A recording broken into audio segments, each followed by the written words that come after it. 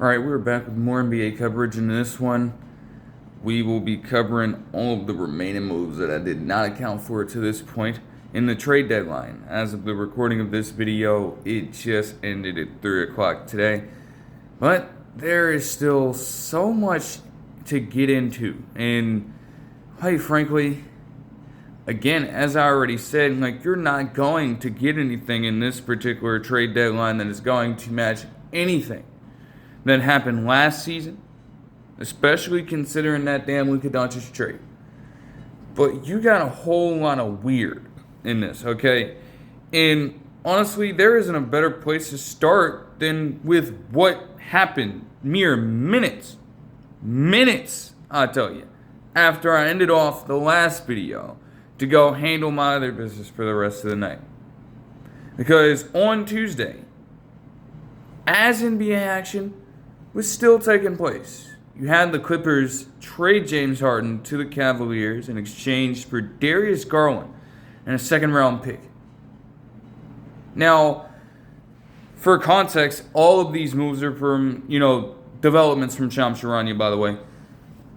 You get a report from him earlier essentially alluding to the fact that James Harden asked for a trade request and preferred the Cavs as a potential destination.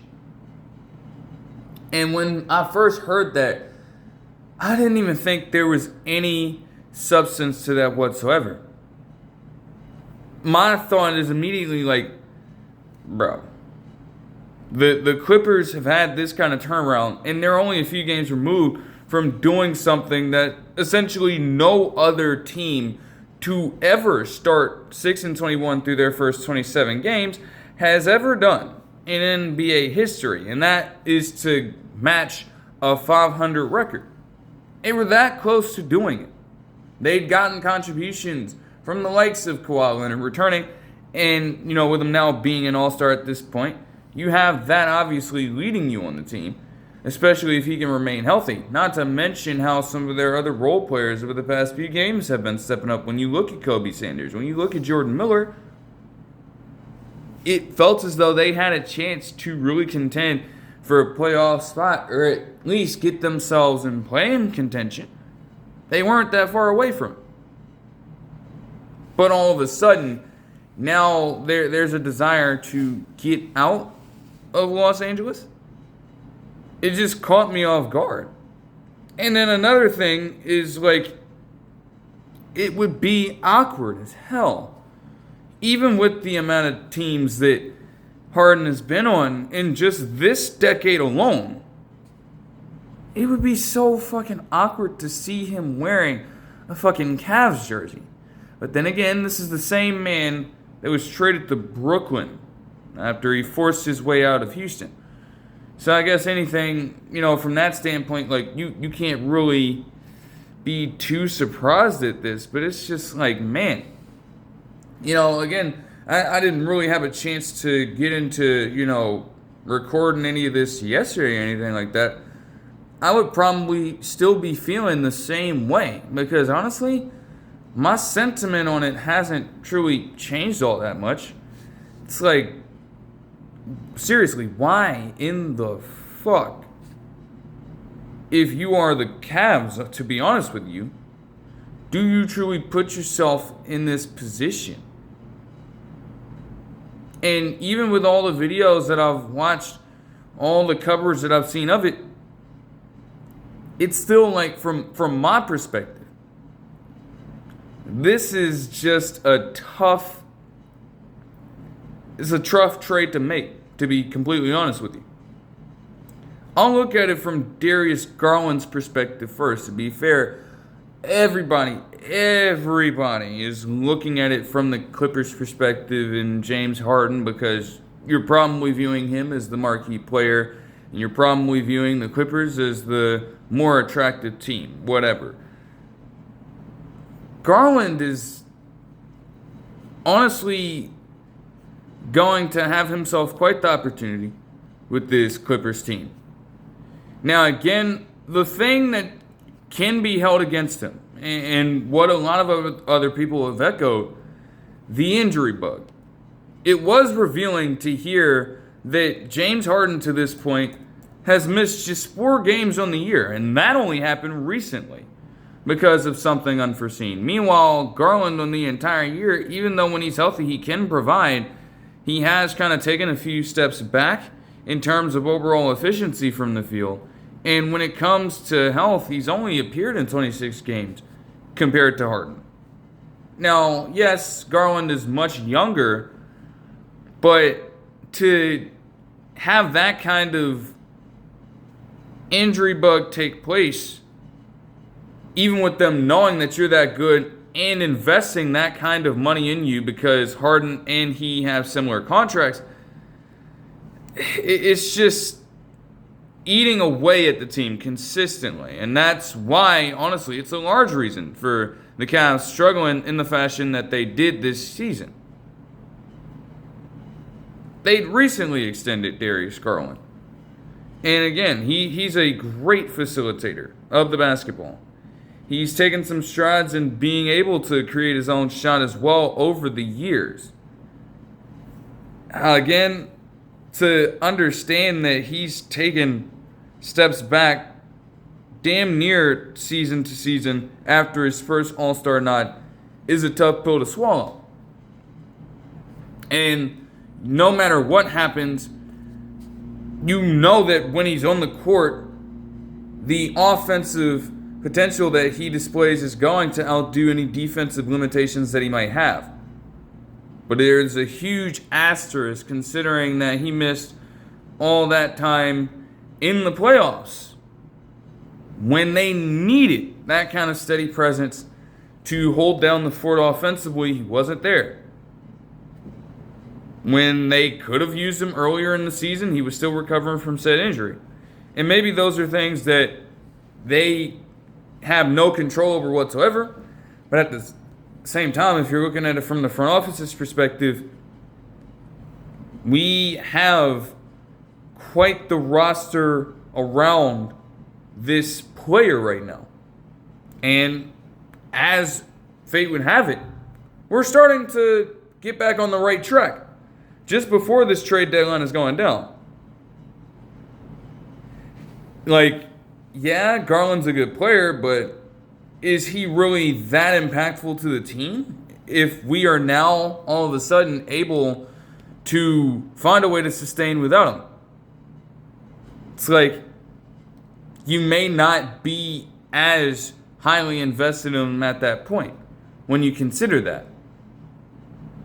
Like Donovan Mitchell, even when Darius Garland has been out there, it's virtually been him just having to carry the entire load and trying to string the likes of Evan Mobley and Jared Allen along.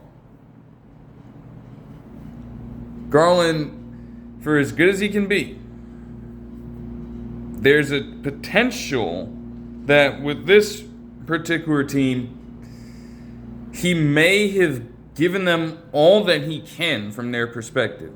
And as a result, they decide to punt on him. It's bold. Because even with the injuries being taken into account, and even with Harden's reputation, especially in the regular season, out there in front of him, Garland is still a 26-year-old. Just turned 26, in fact. He haven't even seen his peak just yet in theory. Although you could argue that, again, his first All-Star season was probably that. There is still very much room out there for him to grow as an overall player and contributor on a team. And with the way that the Clippers are filled currently, especially with the fact that they've retained John Collins to this point, you still have Kawhi Leonard doing his own damage offensively. They have some guys that can truly blend well with what Garland provides. The thing is, I would expect Garland's usage rate, once he does get healthy, to trend downwards a little bit. If anything, his possessions are going to do enough to keep Kawhi as energized as humanly possible throughout the course of a game. And it does take the burden off of him a little bit in terms of ball handling responsibilities. Give it up to somebody who's actually a much better playmaker. And to be honest, when Harden was playing, a similar thing was happening. But of course, that is Kawhi Leonard you're dealing with. And as bold as it might be to continue to run your offense through a 34-year-old at this point, the man is legitimately having one of the best seasons he's ever had. So it's not like you're just going to take him out of rhythm as soon as you get there. No. They're going to keep feeding him the basketball. And they're going to keep leaning on him to do whatever he can on both sides of the ball to try to string together more wins out of this season. Like, so far, Garland's at 18 points and 7 rebounds, technically, per game on 45.1% shooting and 36% shooting from the 3-point line. I will say, for the Clippers in this, in terms of getting him, yes, again, he and Harden are worth the same amount of money. So when understanding it from Harden's perspective, initially, it's like, you're probably committing more money to Garland in this situation, all things considered. But again, with Harden as well, there's an idea that they also might have hit the wall with him. In fact, there's no doubt about that. They've been hitting the wall in the postseason ever since Kawhi and PG got there in 2019. And that's how far back this goes. So, from that standpoint, you now have a chance to run it back with a player who's much younger, who we haven't even really seen the best form of just yet, and give him a chance to, at least for the next few years or so, assert himself as a potential franchise guy in Los Angeles. That's not a bad trade-off whatsoever. You want him to get right with the injuries. You don't want him to continue missing substantial time throughout the course of a season. But if he can figure that out, that could be great for the Clippers in the long run. And from Harden's perspective, as I've been hearing from multiple videos, essentially when you look at it, and I'd reported on the contract itself initially when he signed the 2-year, $81.5 million deal last season and rejected his initial contract at that time. The thing is, only $13 million or so were guaranteed. So, I mean, the Clippers at that point were already kind of winding down their faith in this particular core as it was. In the same way that Cleveland, by making the move, might have decided that, hey, they could no longer get it done with Garland. It was like, hey, if you're going to not pan out for us, all right, we have an opportunity to shift our situation entirely in our favor and tip the scales a little bit to ensure that we come out on the right side no matter what happens. It left Harden in a somewhat vulnerable spot, and he didn't really take well to that. You know, he wanted to go out, make a statement after the trade and try to do some PR stuff, but everyone understood at that point that the real reason you decided to leave the team did come down to that. Now, again, it is still proven tough for the Clippers understanding this run that they've been on. So now it's like without him, and you're just making this solely about a player in Kawhi who is now, you know, the leading man while being injury prone himself, and Garland as well coming into this, not even playing in the last few games. Like, are you trying to punt the season? Exactly what is going on here from your perspective? It's interesting. And you know what? Maybe to a point with some of what Harden was saying in that particular statement, although most of it was BS, given what I'll have to end off the video with, or wrap up the video with as we trend closer and closer to some of the final deals that came in before the end of before the deadline itself. He may have been right, but at this particular time, it was still difficult for me to truly understand what the hell Los Angeles is trying to get at here. And likewise for the Cavs and picking up James Harden. Now again, we already mentioned he's been more durable. He's appeared in at least 44 games this season compared to Darius Garland missing all that time. And even with Harden being 36 years old, that is pretty impressive. You do understand as well that, Harden in a way, because let's be perfectly clear for a second. He needs to have the ball in his hands to be effective. Let's make that very clear about James Harden right now. He needs the ball in his hands to be effective. Everybody's been knowing that for the longest period of time. So that's not something that's going to blow anybody away.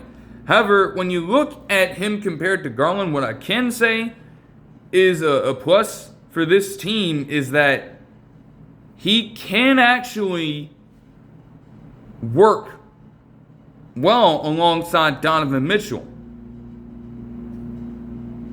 Yes, you understand that if Donovan Mitchell is going to be asked to do all the scoring in a particular game, Harden can easily slip into that role without a question. And I'd say that at times it felt like Garland, another ball-dominant player, it was difficult for him to defer at times. If he gets himself into situations where he's starting to size people up in the mid-range or at the perimeter and hustle into the lane for some of his own open looks, he'd get stuck in that cycle on numerous occasions. Even in situations where Donovan Mitchell might have been hot in a particular game. And without him over the last few games, we have seen Donovan Mitchell put together those types of performances. It's not to suggest that Darius Garland is, again, a bad teammate or anything like that. But with more experience, Harden certainly has a better feel for the game at this time. To where if he needs to be the guy to take over, aside from in the big games, he can do that for you. And it can be a mutual thing.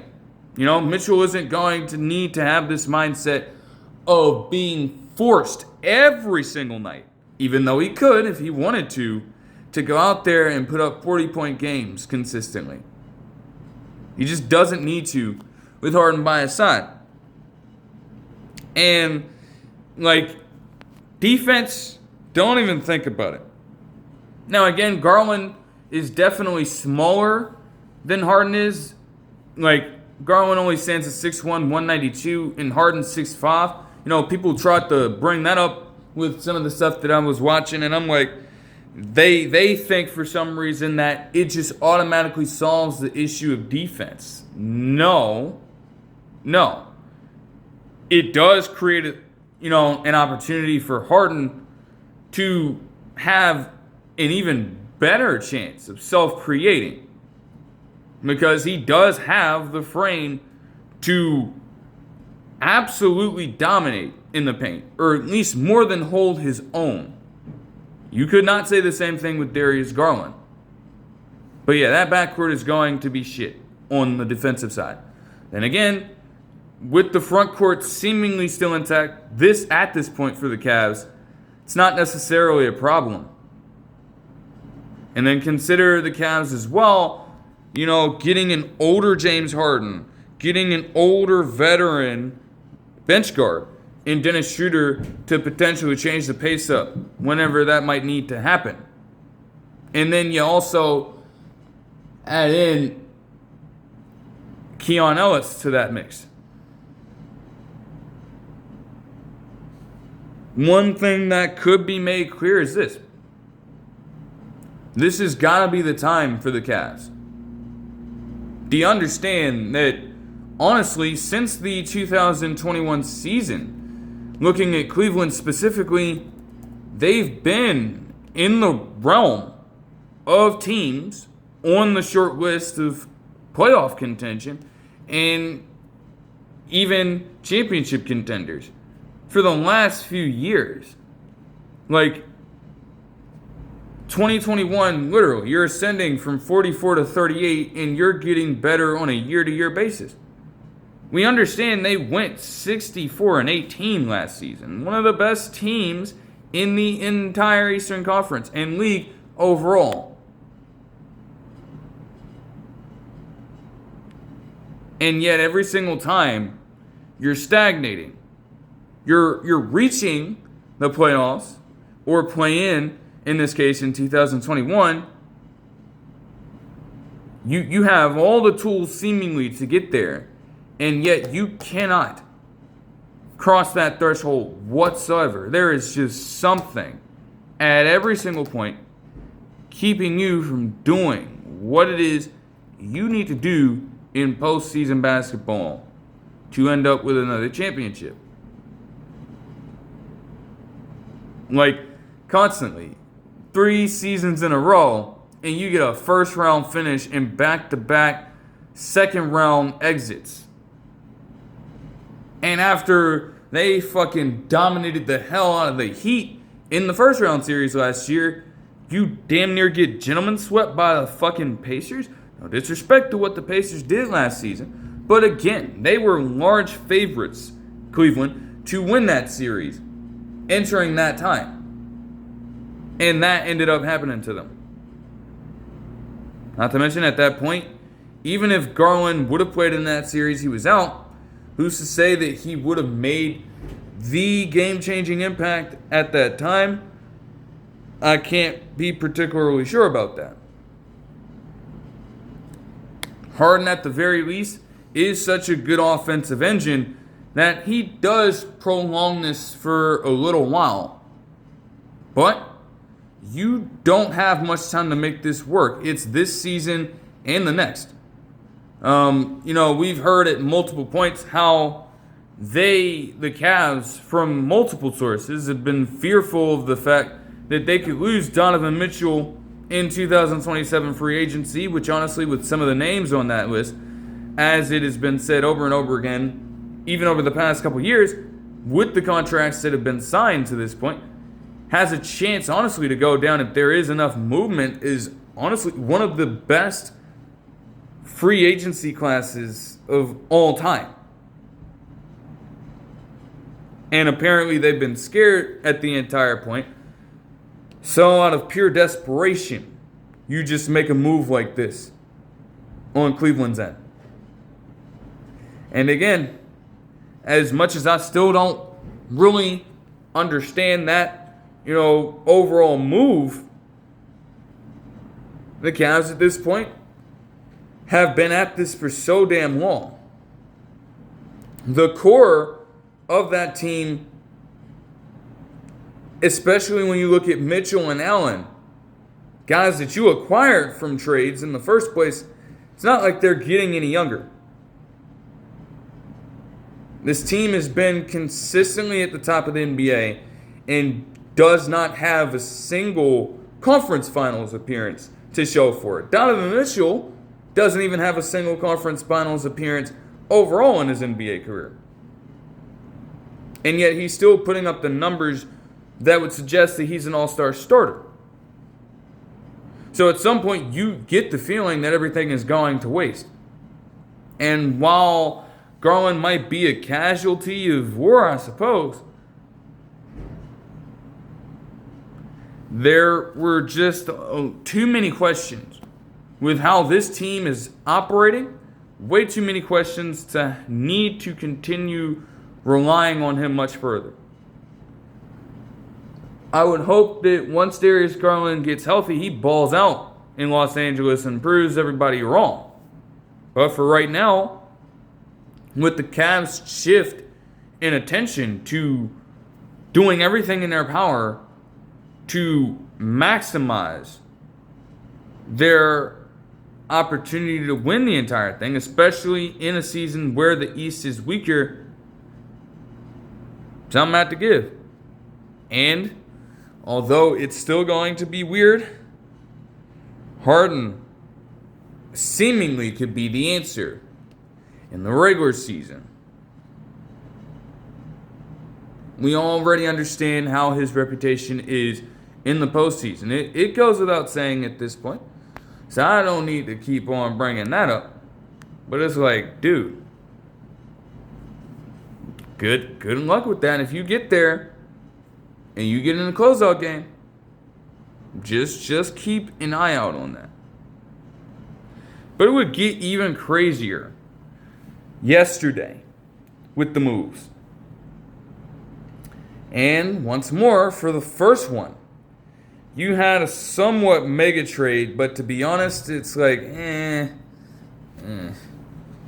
The Mavericks would trade Anthony Davis, Jaden Hardy, D'Angelo Russell, and Dante Exum to the Wizards in exchange for Khris Middleton, AJ Johnson, Malaki Branham, Marvin Bagley III, and 2 first-rounders along with 3 second-round picks in this deal, all going Dallas's way.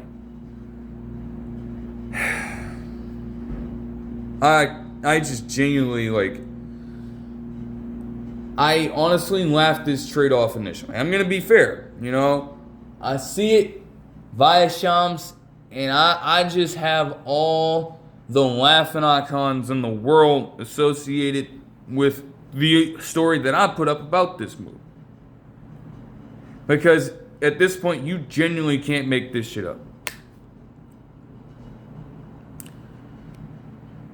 Now, yes, they still managed to get some first-round picks out of this, which is crazy. But for all the talk that we've given some of these other players in relation to how far their value as a contributor has fallen off around league circles, and you're telling me that AD got sent to basketball dumpster fire territory in Washington. That's what you're fucking telling me right now?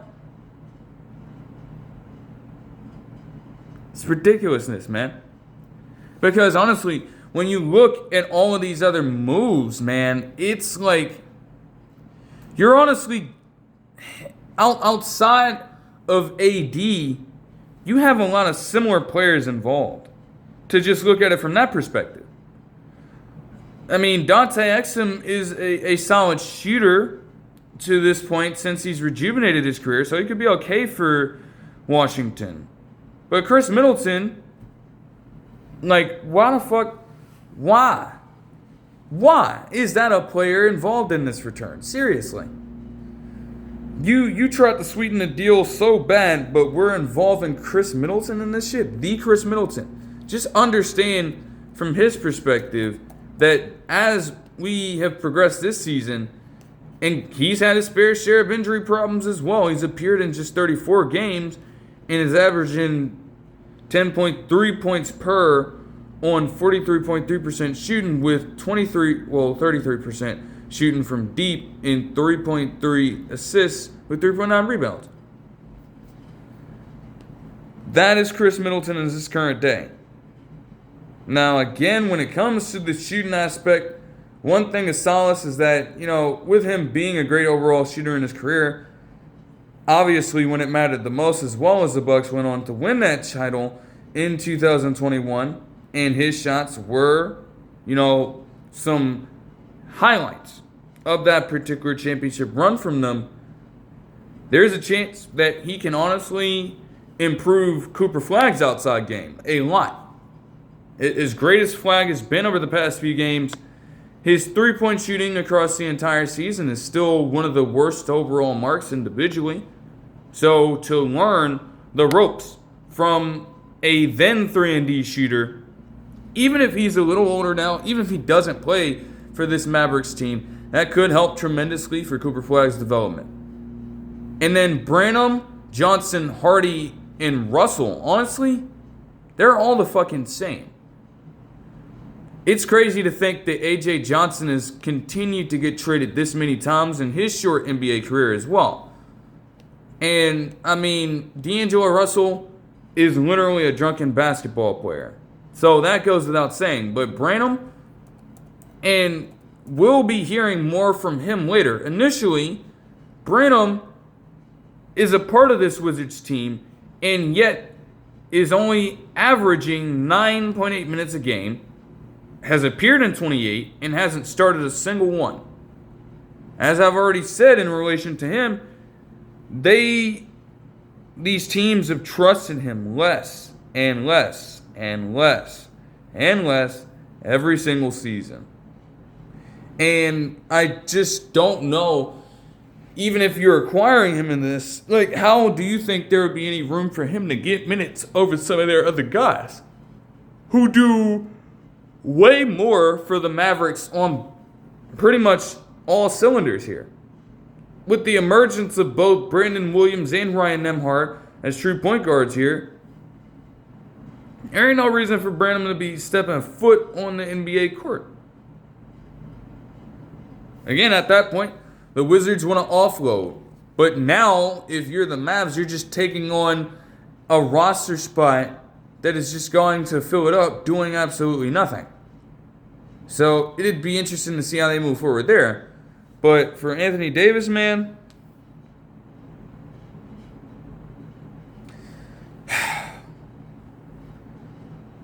what does stick out on the Wizards side of things involving him is that apparently, when you go a few weeks back, it had been mentioned by other NBA sources that the Hawks had been a team interested in Anthony Davis, even with him dealing with a trade at this point. And mind you, this is back when Trae Young was still there. So you had the rumor mill going around, and people were really thinking, hey, there's a chance that Trae Young and Anthony Davis could pair up.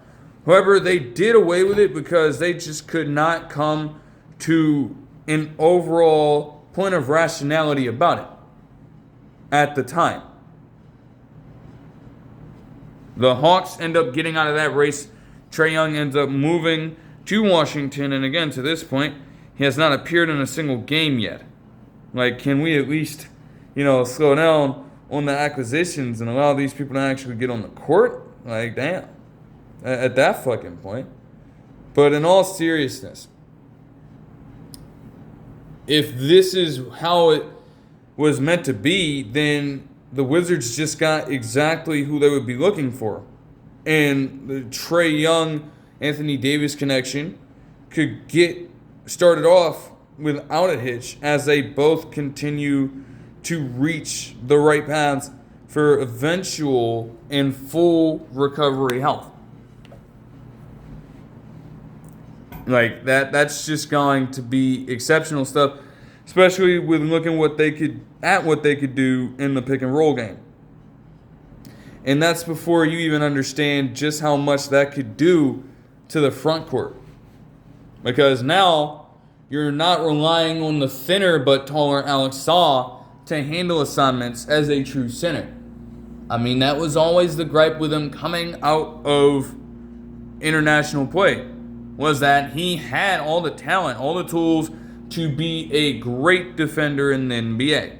And the thing is, knowing how slim he was, especially at that time, they wanted him to put on a good amount of weight, and they wanted him to bulk up over time.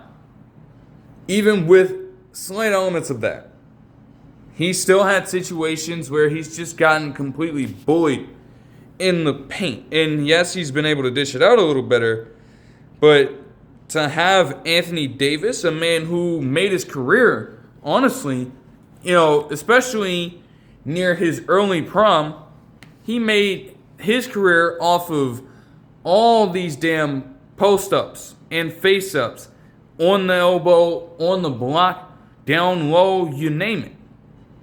That was where a lot of his scoring came from. He wasn't as worried about, just chucking up three-pointers at will. No. He understands more than most NBA players how to effectively, on a season-to-season basis, get up and down the court, understanding that you are the most dominant force on the team and in the game, period.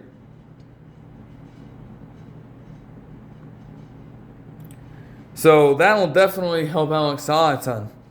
And for the Mavericks' perspective on this, yeah, it is just, it sucks for them.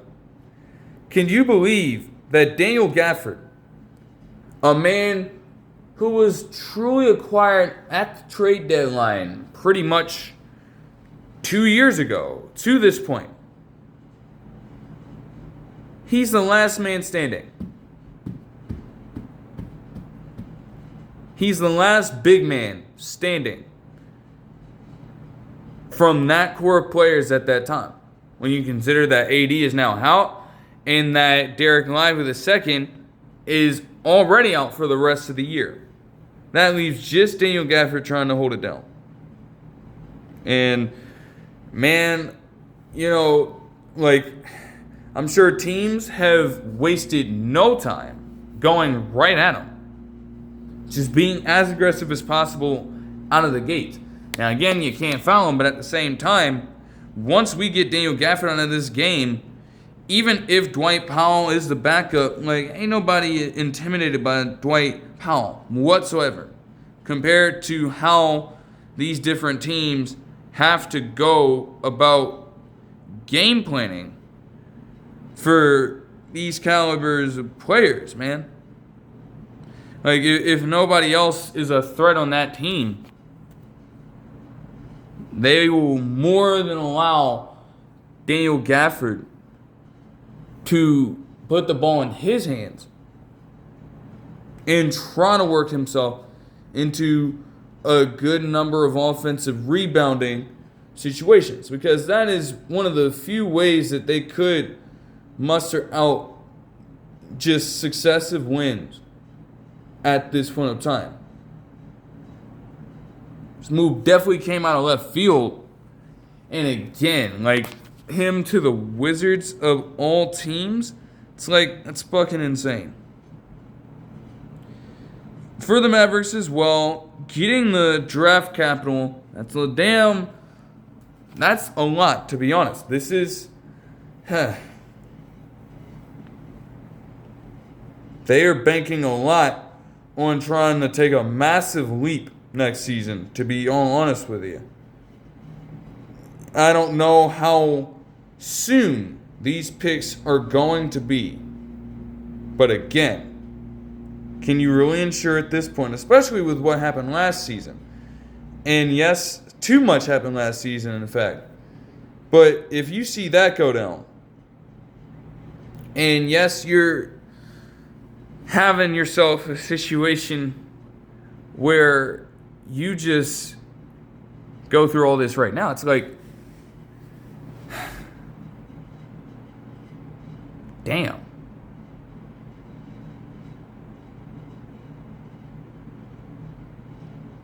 Are we really willing to put ourselves in that position in the first place with all those damn picks? Lost and just moved elsewhere. We aren't still a terrible fucking team. Now, again, they retained, as we know from multiple sources, they retained their current pick in this upcoming NBA draft. So again, they're another team where as long as they manage to do that, they're going to be okay with it. But that's so much. Because as constructed, and even when y'all get healthy, do you have the utmost faith in your ability to rise in a similar trajectory from the Pistons? Or in a similar trajectory as the Pistons were able to this season, despite not even being as young anymore with the core guys that you've added. You think you're just going to magically go from, as they're currently ranked as of the recording of this video, to just put it into more context for a second, go here and see. Right? They are legitimately one of the worst teams in the league, generally speaking. They are 13-36, and if not for the Pacers being worse, although they have an excuse, they'd probably be the worst team in the entire league. So, to have to climb all the way from that into playoff contention could prove to be a bit of a huge swing to take. And only time will tell, especially when we get into next season, whether or not that ends up being a whiff of a play. But at the very least, the Wizards were willing to go out there and get it done. And the Mavericks, it just continues to fall through for them. Continues to fall through for them. Tough that they don't have Kyrie Irving. But hey, we all understand a guy that could have helped them out in terms of ball handling duty, to where Cooper Flagg doesn't need to feel as though he has to be a damn point guard archetype on every single night. Even if the scoring is increasing right now. That's so much strain to put on a rookie, even if as the top overall pick he's expected to reach that point eventually. It's like, man, gotta give him some help now. Like fucking Marvin Bagley III, Malaki Branham, and Khris Middleton are going to be some help. If we want to get technical for all the shit that people are saying about Klay Thompson now, whether it's warranted or not, you now have similar players who are much older, who are supposed to be three-point specialists and have, again, taken steps back in their overall forte. They are not the shooters that they once were, Middleton or Thompson. And you're dealing with that multiple times over on the same ball club right now. Like, that doesn't make any sense. Now, a move that does make sense, with even greater context being provided yesterday, Philadelphia would trade Jared McCain to the Thunder in exchange for a 2026 first-round pick, which is Houston's pick, and also 3 second-round picks as well. And I'm like, damn.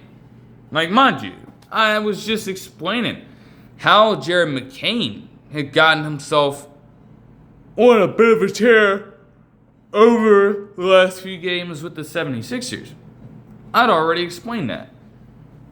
So to hear and see that, just a few days after that, he would end up getting moved, it's honestly pretty crazy. Like, I love this move for the Thunder. Let's just put it like that first and foremost. I love it for them. Because to this point, the Thunder are still damn good. But man, especially when it comes to their efficiency on the offensive side, they are still in desperate need of a player who can shoot the damn ball.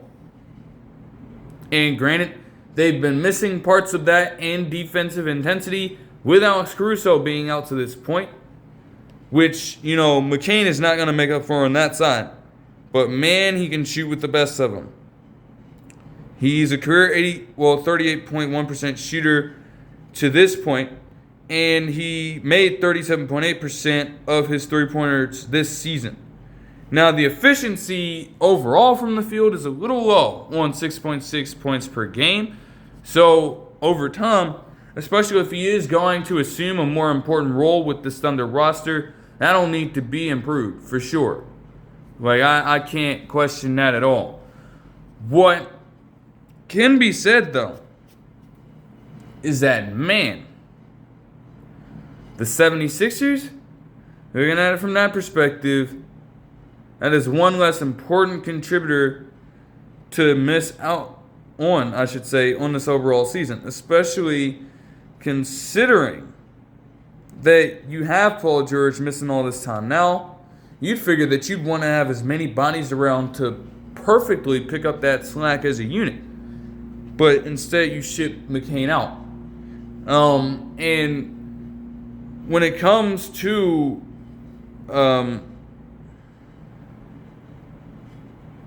OKC, given what has happened recently with them, they may very well need Jared McCain more than they think. Even if this was something that they were always looking at, A report from Shams Charania had stated that Shai Gilgeous-Alexander was going to be out indefinitely as he suffered an abdominal strain and was going to be reevaluated after the All-Star break. A guy trying, honestly, to win back-to-back MVPs and on pace for setting some historical milestones in the process while leading this team to what is still one of the best, or if not the best, record in the entire league at this point. And whenever you have a vacancy like that forming, hell, the Nuggets were able to stave it off, but we just saw with Jokic how much of a void that can leave in a team, especially as they begin to find their overall rhythm once again. So that is certainly tough from that perspective to have him miss all this time, but it gives your young guards an opportunity to showcase what they have. And honestly, whenever he gets there, I expect McCain to play immediately and log a good amount of minutes overall. Because no matter how you put it, even if he has to go off the bench, that shooting's good enough to last. And defensively, although he might be a weak link at the same time, with as great as the Thunder defense is anyways, then it's kind of like, you ain't really gonna have too many problems with that, to be honest with you. All those other five guys on the bench unit or on the starting five, when they're at full strength and when they're fully healthy, man, they can mask a lot of his deficiencies on the other side of the basketball. So McCain will certainly be all right there. For the 76ers, I was recently watching a KOT for a Q video on it, and at that point, essentially, it was stated that they are doing this to try to re-sign Quentin Grimes next season, or at least have enough room to make a pretty good offer. And honestly, that makes sense. As you remember, they put him, Grimes, on a restricted free agency, not necessarily tender, but they gave him a very short-term contract to live up to the restricted free agency deal there. And they understood that, hey, it was a single year. Afterwards, you're going to have to find a way to come to a contract negotiation with the man.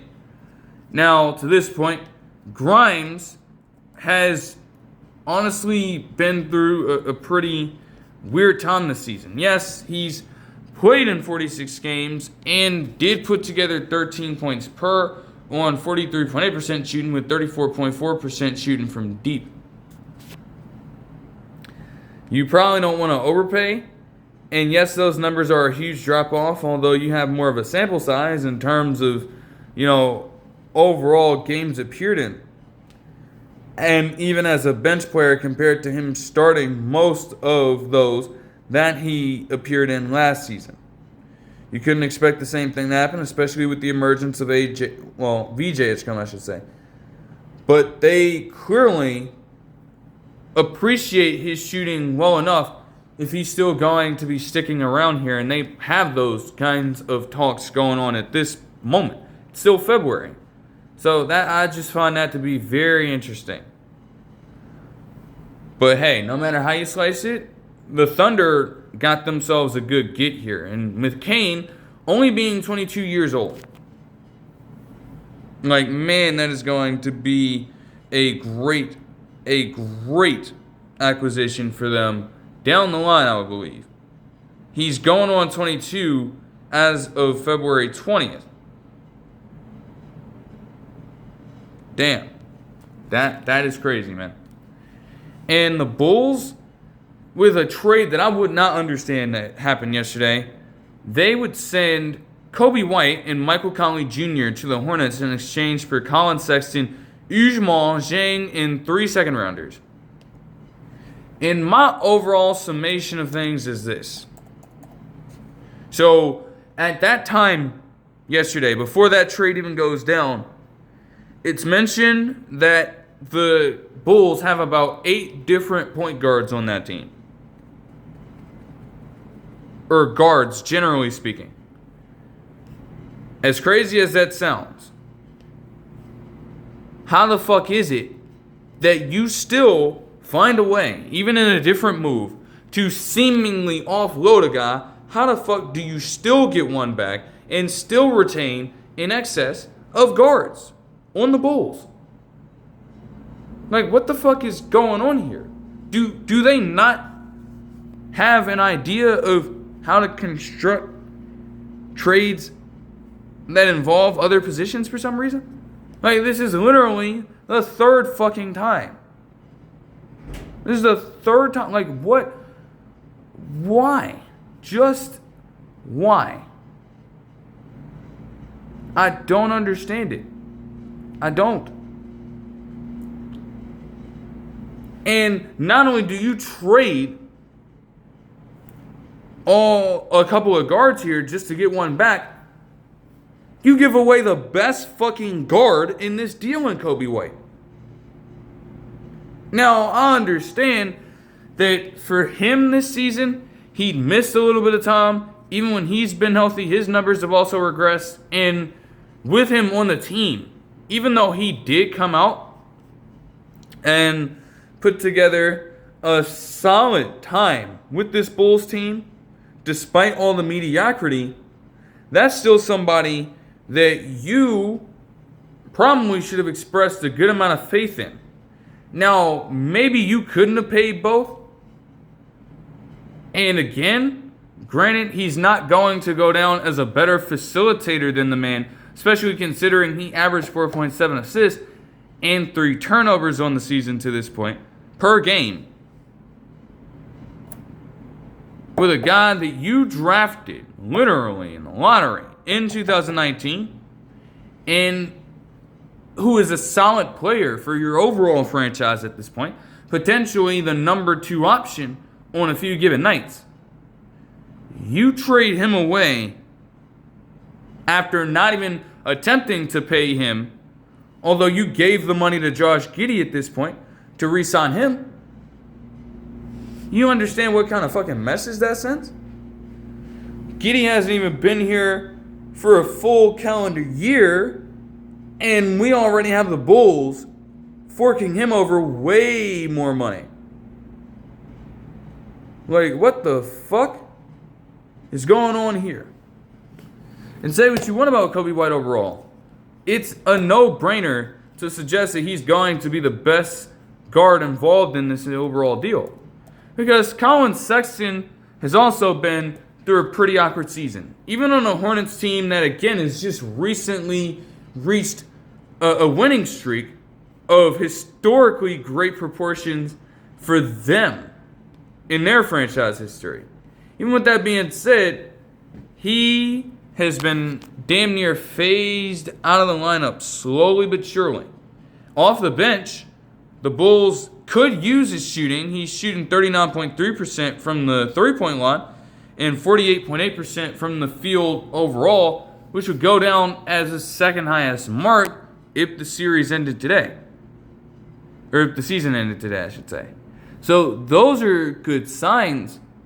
But are they enough to warrant a move like that? Again, no. You know, even with Coby White being in that position, nobody is truly invincible from a trade at this point. You just gotta go out and say that. Truly. Like Michael Conley Jr., oh boy. I feel so bad for Michael Conley Jr. at this point. He could be a good veteran locker room, or veteran presence in the locker room in Charlotte as well. He truly could. But I know for a fact they're not going to roll him out there at this point. Especially as they are trying to make this late push into the playoffs. You know, as we near the back half of the season with the All-Star break, Luna. It's just like, what in the fuck is going on here? Ousmane Dieng was just a pawn in this entire thing. We're just trying to make the deal work in the best way that we can to this point.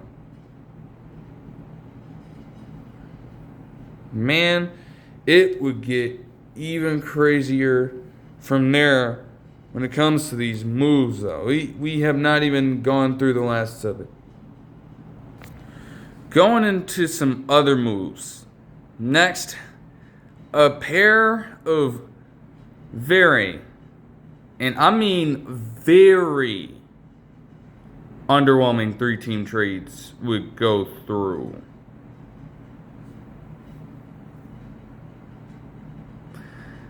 They, again, to take it back to the Clippers just briefly, okay? You have this man, Chris Paul, on what seemed to be a farewell tour. Earlier in the season, you promoted it that way throughout Media Day.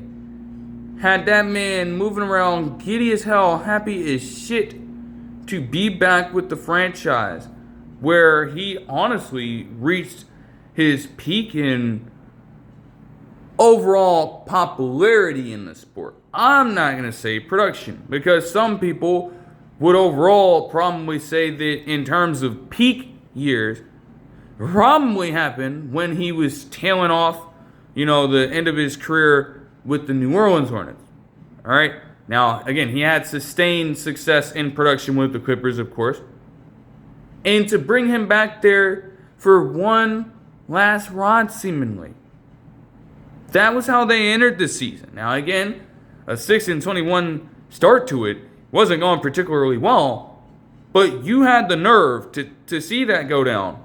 Understand that Chris Paul was still there, even if he might not have been the most effective guy, and you sent him home packing while giving him a call, not even having the decency to tell his ass in person that he was being sent home away from the team for pretty much the rest of the season. And from that point, we didn't hear much from Chris Paul after that point of time. Now, why am I bringing up Chris Paul right now? Because rather than give him a proper farewell tour with the team that he made his mark with, and with a team that also, looking at Los Angeles,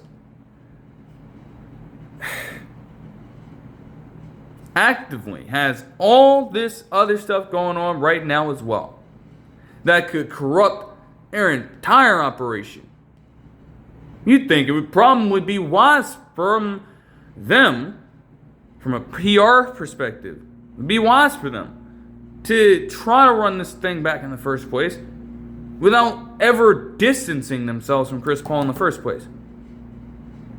Instead of taking that alternative, they send this man Chris Paul to Canada yesterday because he would be traded to Toronto as a part of a 3-team deal where the Raptors also would send Ochai Agbaji and a 2032 second rounder with cash considerations to the Nets.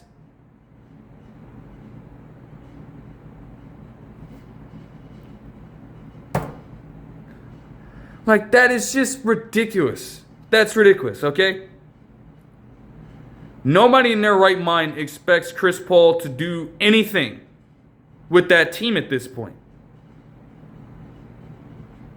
If he wasn't logging minutes and actively being phased out of the rotation with Los Angeles, why would he play for a Raptors team that, as of the recording of this video, is sitting as a 6th seed with a 30-22 record? Why the fuck would they do that to themselves?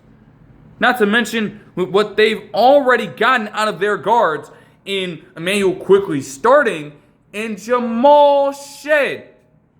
That Jamal Shead, the senior from Houston, with well-versed play as a facilitator and as a defender. That Jamal Shead backing him up and leading the second unit.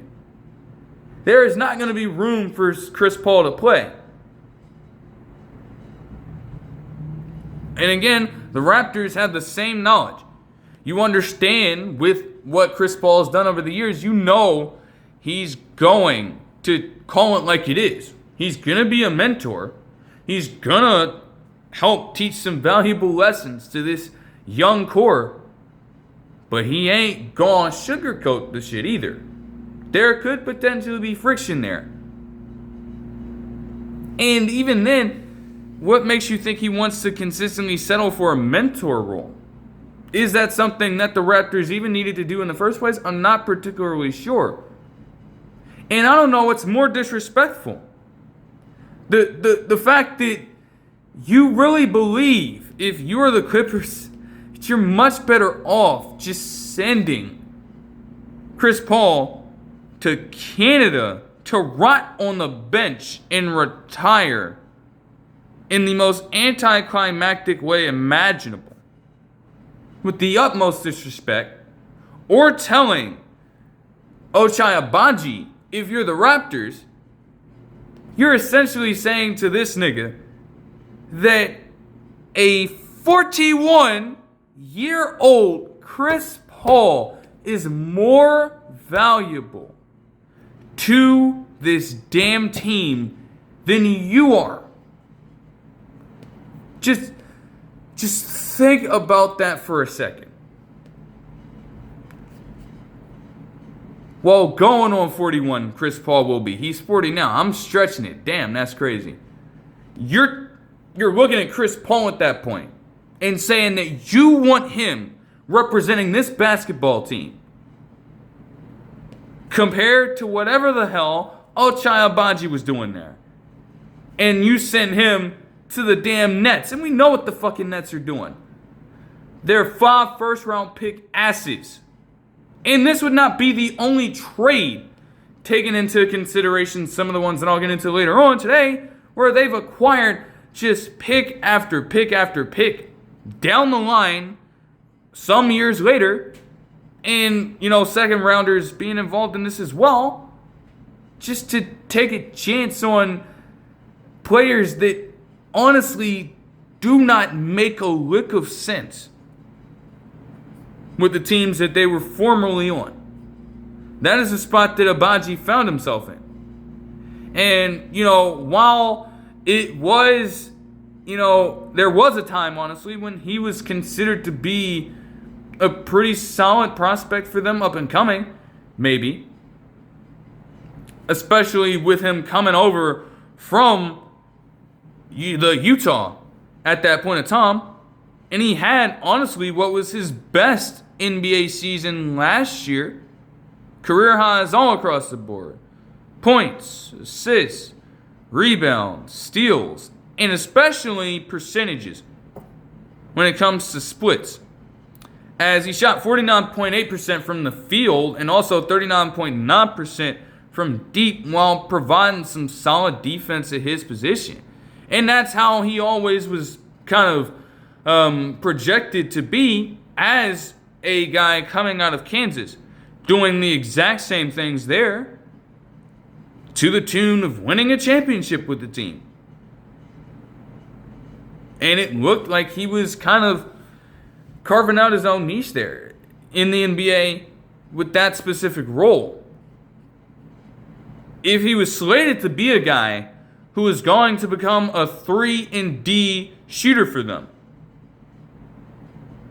this season would tell the Raptors, and even the half season, you could argue, would tell them everything they needed to know about Agbaji at this point. Because when understanding this, you can see why they look at Chris Paul and say that, hey, we're going to take you on. We'll carve out a roster spot for you. We don't even have to play you. And you'll still provide more fucking value than Ochai Agbaji can for us right now. 4.3 points per game. A less than an assist per game, even though he wasn't particularly a passer. And fucking 18.5% from 3 for Ochai Agbaji this season. 18.5% from 3. It is not a typo. The numbers are not being fudged there. That is a true mark of atrocious inaccuracy from that range of the floor for a single player. Now, again, the team as a whole is the 6th worst as of the recording to this video when it comes to three-point efficiency at 34.3% shooting from deep. And Agbaji at that point, he ain't going to be a core reason for that. There's a fundamental issue with the team as a whole. But of course, if you're shooting that terrible from the field, you're not going to fucking play in this league. If that is your job to shoot the ball and you're performing that much worse than league average, we're talking about at least 16% worse than the average shooter in the NBA. That is not sustainable for success. And somehow, some way, with playing efficient team basketball overall, the Raptors have managed to do damn near the impossible if you're harboring a player doing some shit like that. But again, you'd much rather have a guy who can at least set up your future nicely in Paul than continue to derail your pursuit of seizing the present. That is exactly what Agbaji was doing at that point. So they could not retain him any further. And the Nets, of course, we know what they're doing. We know what they're doing. Like, they are in tank central mode. Do you understand? A team that fleeced the hell out of the Knicks so bad that they had to give up 5 first-round picks just to get the rights to Mikal Bridges. And that's not taking into account the other moves that the Nets have been making for years. Go back to the moves for Harden, for Durant, for Irving, then sending Durant away, sending Irving away, sending Harden away, and so on and so on and so forth. They're building up all this draft capital, man. We are going all the way through it. Who's to even really know how any of the teams are going to be looking by 2032? Who gives a fuck? Nets are just going to continue to throw darts at the board. At this point in time right now, maybe they really think that it's a hassle to go out there and get themselves a true superstar. Although people will try to delusionally argue that Michael Porter Jr. has ascended into one and is deserving of an all-star nod for some reason, which he isn't. They can afford to try to see how things keep on working out in the draft. Because if they're going to continue to be that bad, and a lot of these picks are now in their possession, they're going to be at the lottery for quite some time. Now, all it takes is for one of those to hit, and they may start to approach their conduct in a different way. But for now, yeah, you expect more of the same from the Nets, and it gets so much better for them. In terms of the second 3-team deal, if you thought it was time for Chris Paul to embrace the buyout market, even though we haven't heard anything of that, as some people would argue, if you thought it was his time to confront that, well, you would have the Cavs trade Lonzo Ball and 2 second-rounders to Utah, as they would also trade Jock Landale to Atlanta in exchange for cash considerations and waive Lonzo Ball. Could you really expect anything less from Utah? This is what they do every time they get a past their prime point guard who incurs way too much money, who either doesn't fit their timeline or who they just simply do not want to have stick around. Every single time, they're going to buy their asses out. You already saw it with the multiple times it happened to Russell Westbrook in this decade alone. That is the worst place you can end up if you are a guard that has truly been battered over the years and has little value at a particular point. You know, Westbrook, again, wasn't as old at the time, and even they then still felt like this man ain't worth shit, and he ain't going to do anything to help our team, so he's out of there. Same thing with Lonzo Ball. And again, it's unfortunate. He can't help the injuries, but again, with the way that the Cavs have been moving around, again, as I said before, when the Keon Ellis move was made, you figured that that was going to be a man-to-man replacement right then and right there.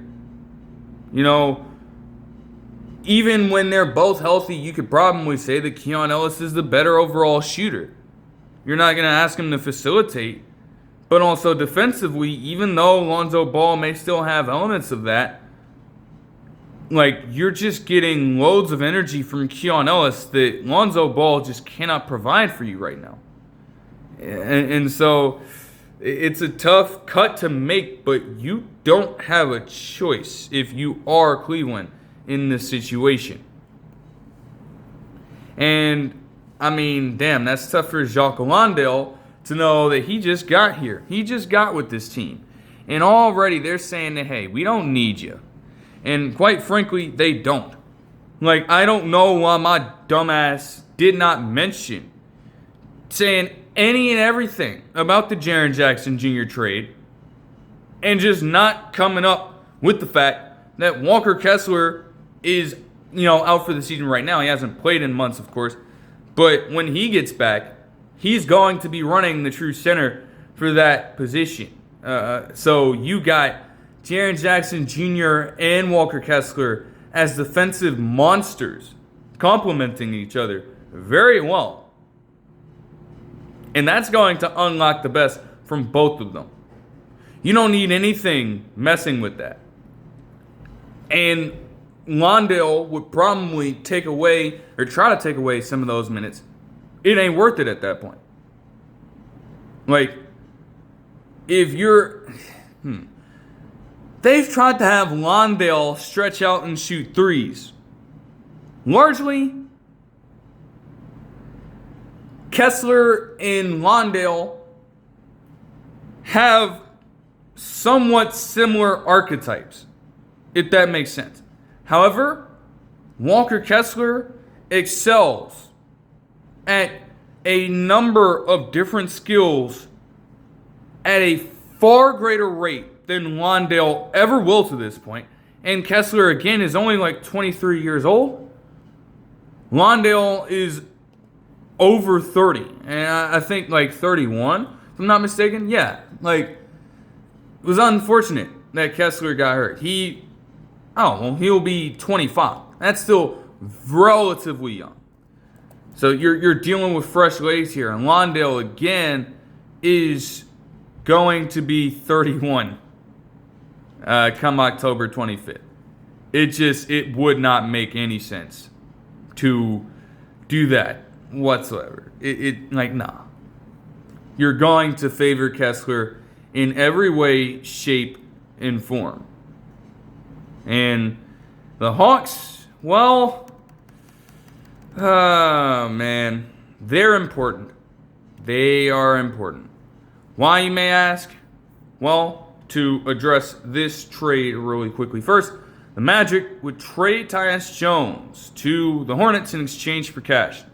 Simply put, things just haven't been working out with that move entirely. I thought that coming off the bench, Tyus Jones could be a steady hand. And that has not proven to be the case for a team that, quite honestly, still is having some of the same hitches overall compared to last season. Plus, looking at Tyus Jones as an individual player, honestly, the emergence of Anthony Black is the worst possible thing that could have happened to him. Again, I am very excited to see what Anthony Black has been up to this season. And it's great to see him take those strides as an overall player.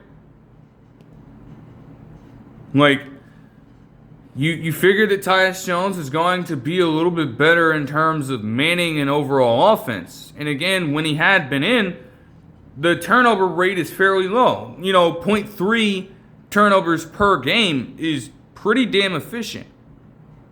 But there's such a thing as being too passive. And to be as passive as Tyus Jones is, while also having his efficiency dip to below 35% shooting from the field and 29.4% shooting from the three-point line, on a team that, again, you went all out for Desmond Bane, and he'd already been struggling to provide you with shooting. At the very least, if you can get some value from a few players who maybe don't cost that much to start hitting a few shots for you, that'd be great. And instead, Tyus Jones just added to that problem more than he really did much of anything to even get halfway towards solving it.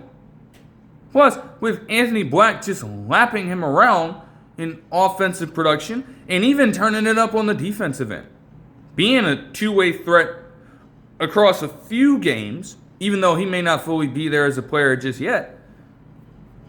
Like, you will take that from Anthony Black, who, again, considering this, like, Tyus Jones will be 30 in May. Anthony Black at this point is so damn young. He's only 22 years old. He just turned 22. Like, the sky is still the limit for Black at this point. Like, this is a career-high season all over the board for him.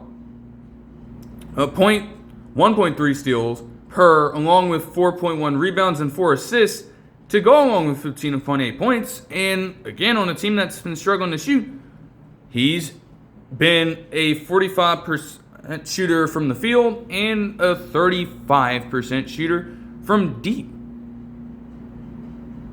While, again, being able to control the game in a much better way. Even if he isn't your prototypical pure point guard and maybe aims to be more of a combo guy. Because, again, a lot of his buckets have come slashing to the rim.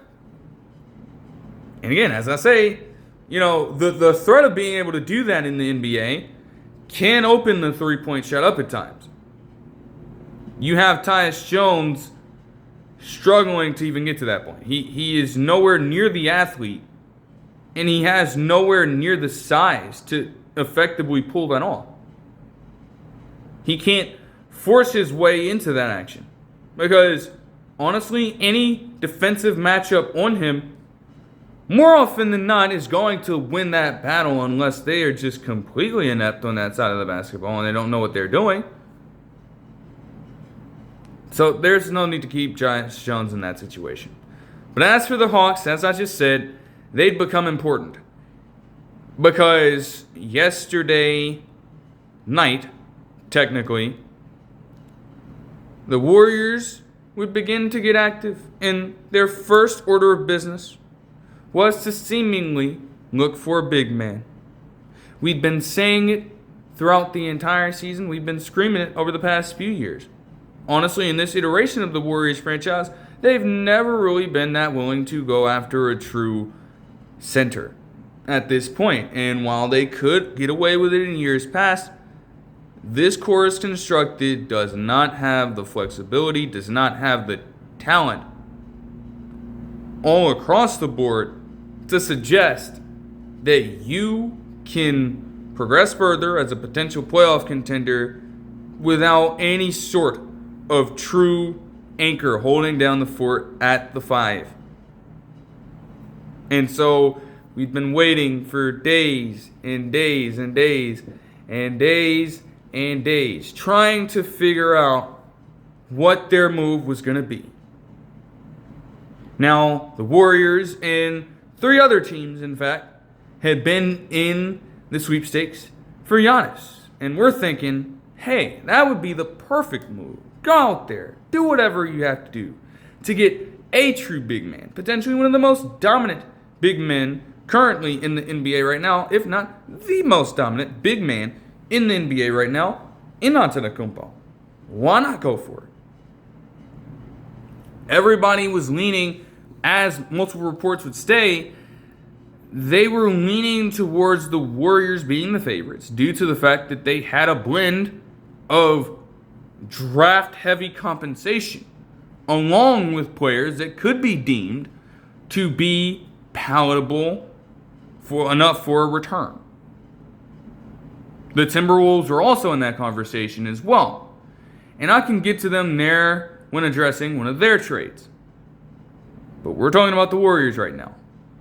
And as fate would have it, they seemingly dropped the ball at the time. Because the first piece of news coming out about a move from Shams Charania was that they had to end the relationship off, as Jonathan Kuminga and Buddy Hield would be traded to Atlanta in exchange for Kristaps Porzingis. Motherfucker, that's not Giannis. Kristaps Porzingis to this Warriors team? There must be a typo here. Even my delusional ass is thinking, okay, there's got to be more to this move here, because I couldn't have just possibly seen what I just saw at around 11:20 something at night yesterday. You go through all this just to get back Kristaps Porzingis? And that was the only piece in the exchange.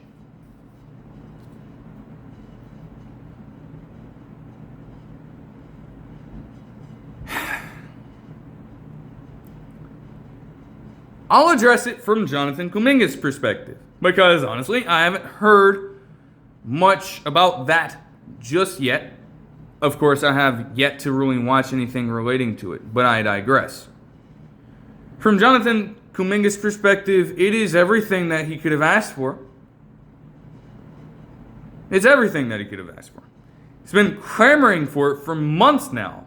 And again, everything there has just been so awkward. You've heard nothing but chaos from the entire situation. Whether it be reports from other areas coming out about how Kerr wanted Franz Wagner in the 2021 draft.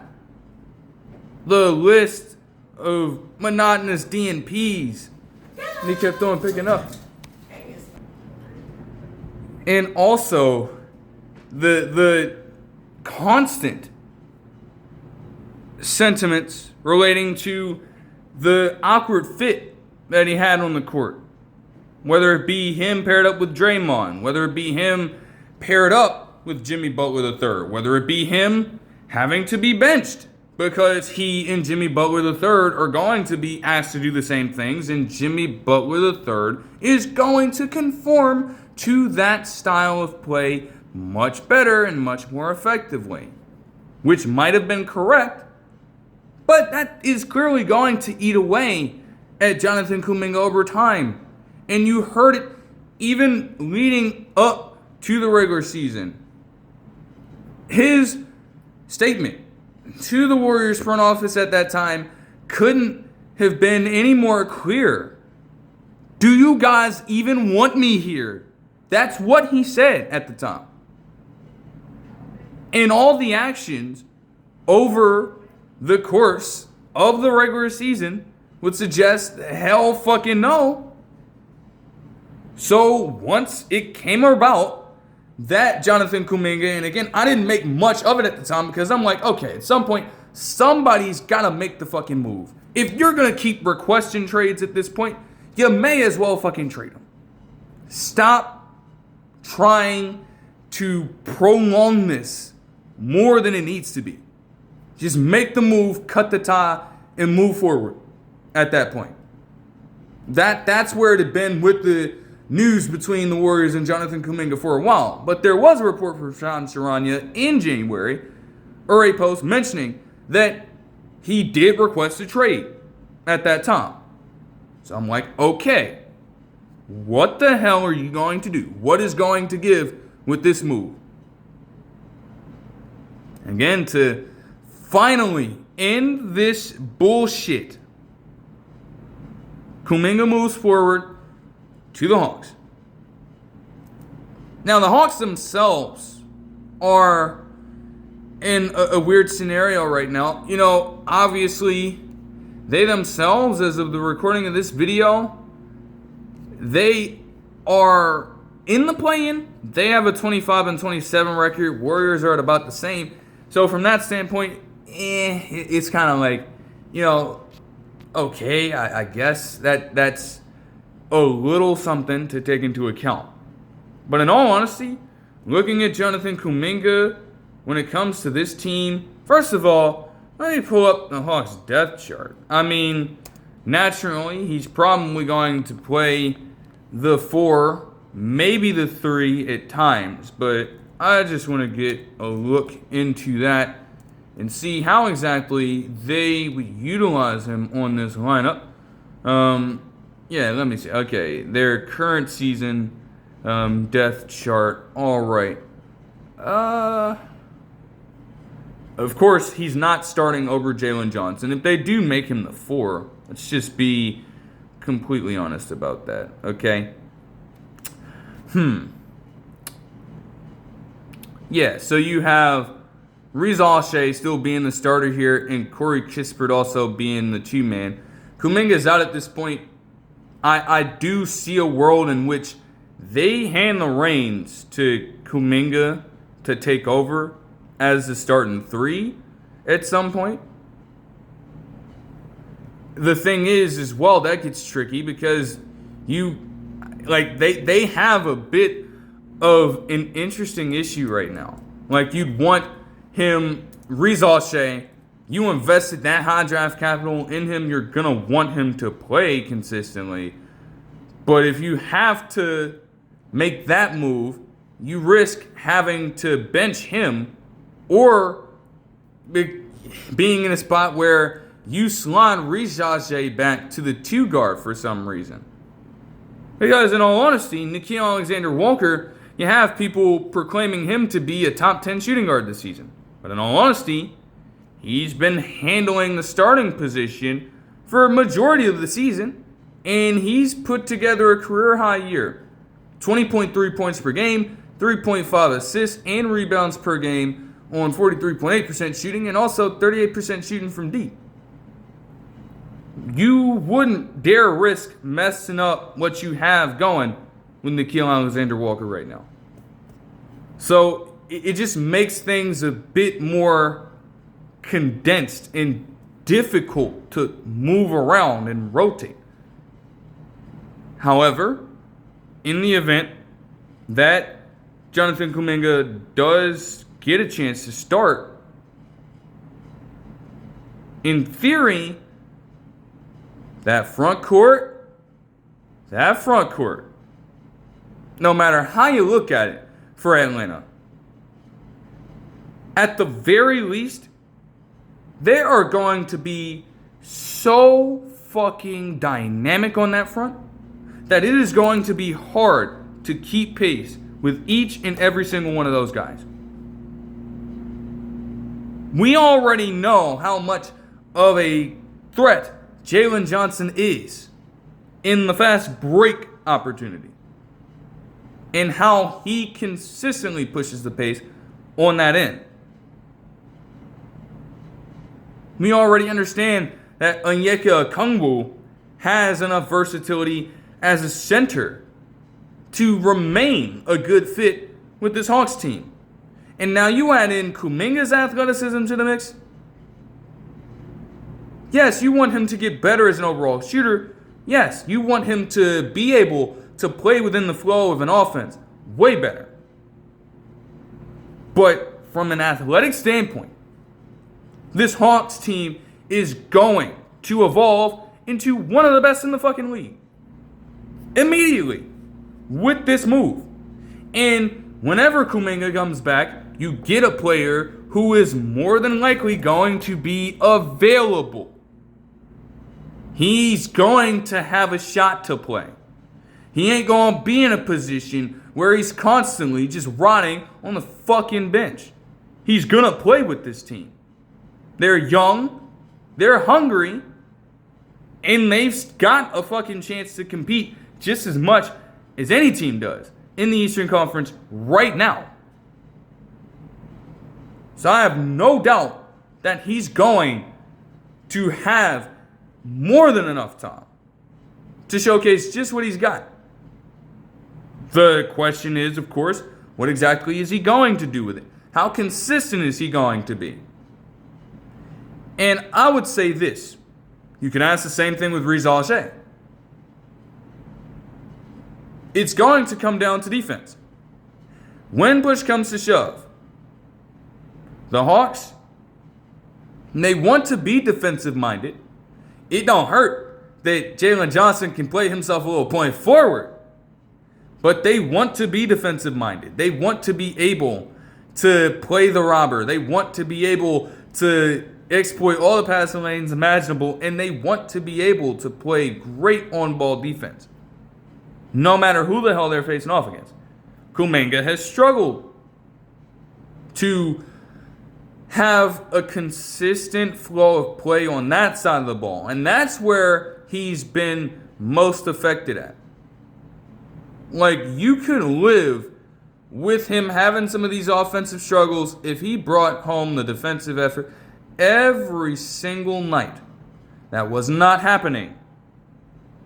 Even with an older Jimmy Butler, you understood if you were Golden State that Jimmy Butler, along with Draymond Green, they're going to hold it down defensively. They're old men, but they're going to be as good of an anchor as they possibly can be. You are asking Kuminga to simply play his role. This is going to come down to team defense. You have great individual defenders in Okongwu, in Johnson, in Daniels, on the perimeter especially. We are asking you to play your man. We are asking you to play within your role, dude, on the defensive side of the ball. We've got you. But you need to be able to take leaps and bounds for us on that aspect. Especially when he gets back healthy. Because if he's not getting that, even if he does take a bit of an offensive leap for a chance to produce as much as he honestly has ever really been able to in this system on that side of the ball, if you cannot contribute effectively on defense, like this is not going to work out. You have to have that two-way ability. That's what we're going to need if we want to take that next step forward. That's how the Hawks are viewing this. And then Hield as well, it does help them out with shooting also. I mean, granted, the Hawks already are a 37.3% shooting team from three, ranking them at 5th in the entire NBA. So, I mean, they got that. They most certainly do. Also, when it comes to attempts, they're in the upper echelon, averaging 39.2 a game. So, the volume's there already. This just provides them with an abundance of riches. But of course, Buddy Hield as well also needs to prove to be consistent. There's no question that when he heats up, in terms of shooting, very few can stop him. There's a reason why for a few seasons on end, since he's entered the NBA, he's been going toe-to-toe with Stephen Curry in terms of total threes since that time. That is for a reason. That is not by an accident. But he won't have those stretches. And the Warriors will most certainly understand. He's had those stretches where he's just gone radio silent.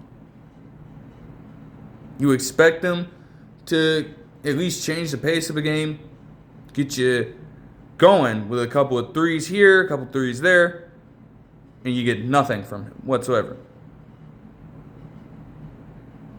If that happens too much, that is also going to be a massive failure on their end.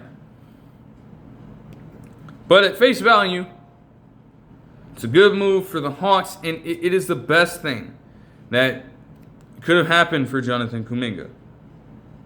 Because again, he's going to play, he's going to be available compared to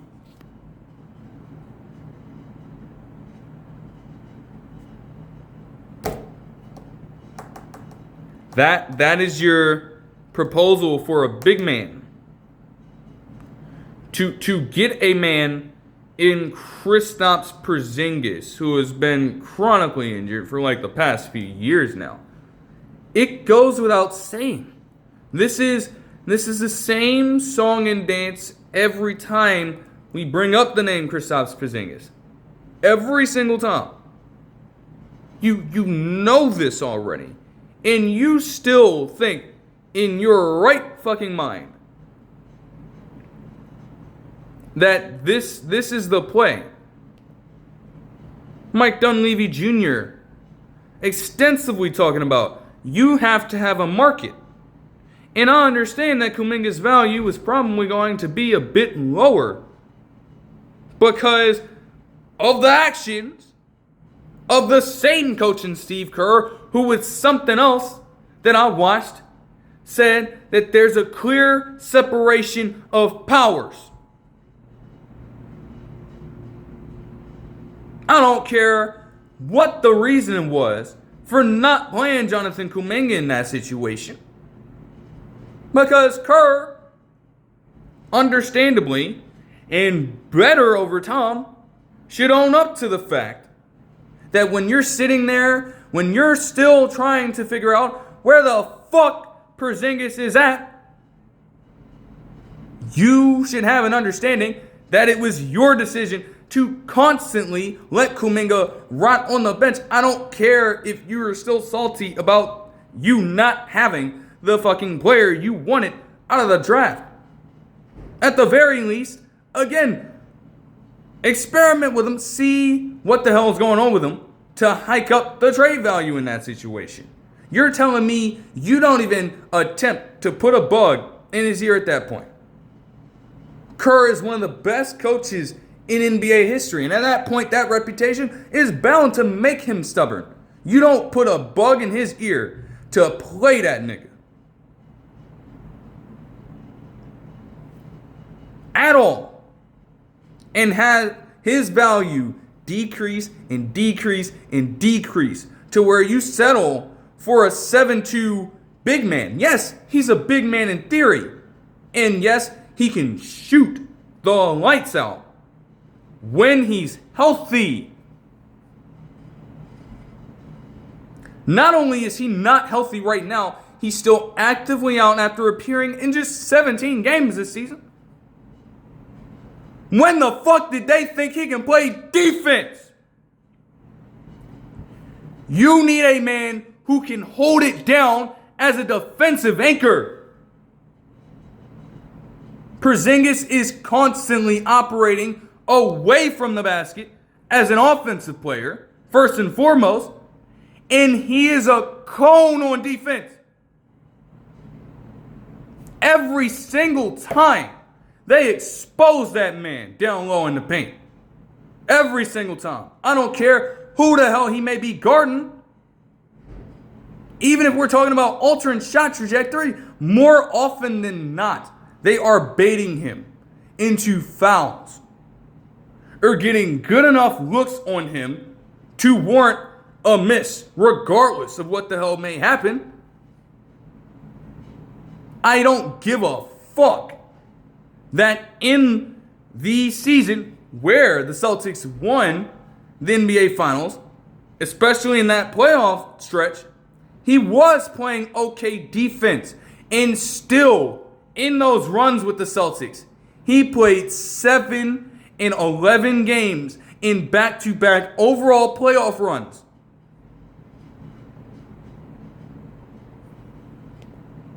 you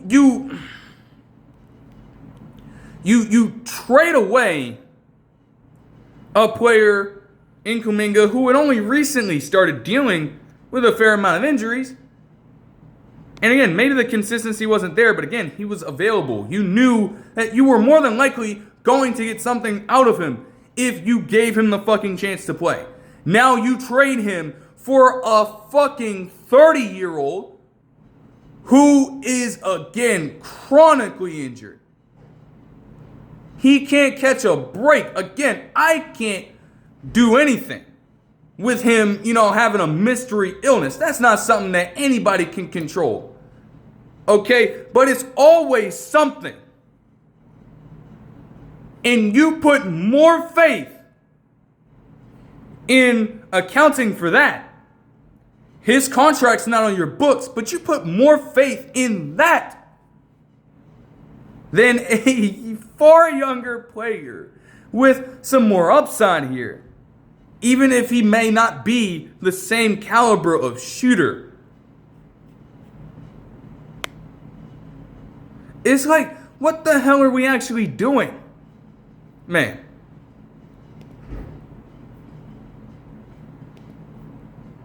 Like, that was not the move, man. That wasn't.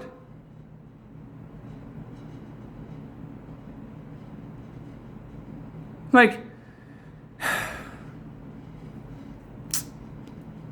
you quite literally, it's still mind-boggling to me. But again, with it ending, and with nothing else really going down in relation to that, it is what it is. Now, for context, as it would be detailed just about a half hour or so later, and I guess, at multiple points in the morning earlier today as well, per Shams Charania, apparently the Warriors fell out of the running and pivoted to Porzingis. Even if we're taking that into account. Again, the market didn't have to be that low.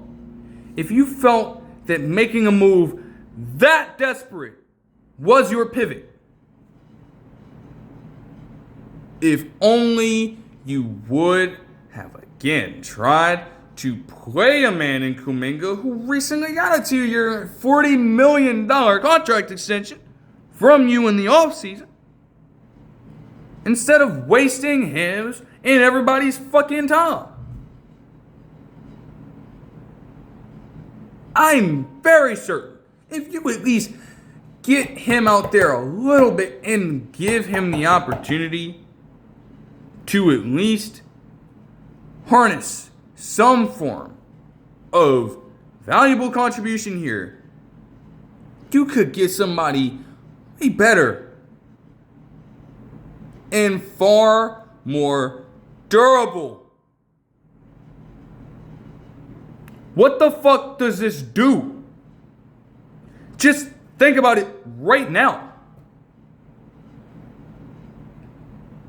Like, and again, taking into account the other move that happened here, because they would also trade Trayce Jackson-Davis to the Raptors in exchange for a 2026 second round pick. That is the Lakers pick, okay? Understand this.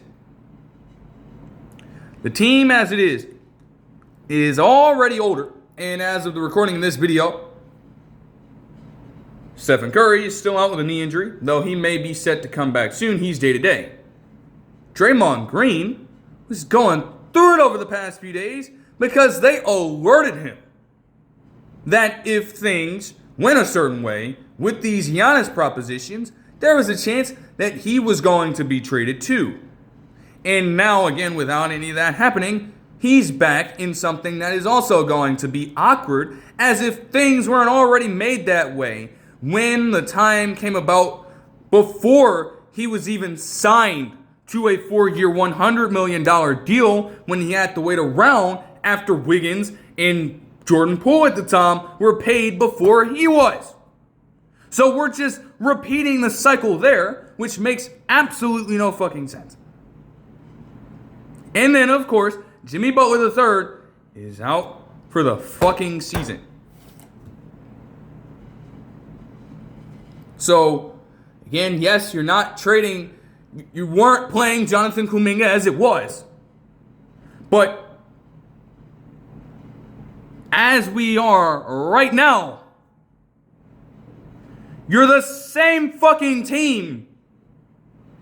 You are essentially the same team exiting the trade deadline that you were before we even got to this fucking point.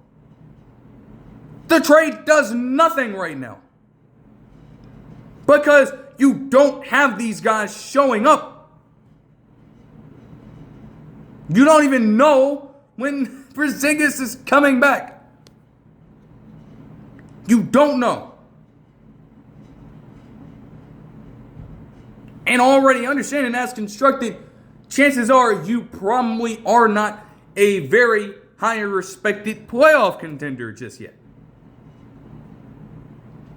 What makes me believe right now, how am I supposed to sit here and convince myself that Porzingis is going to be that caliber of game-changing player to get this done?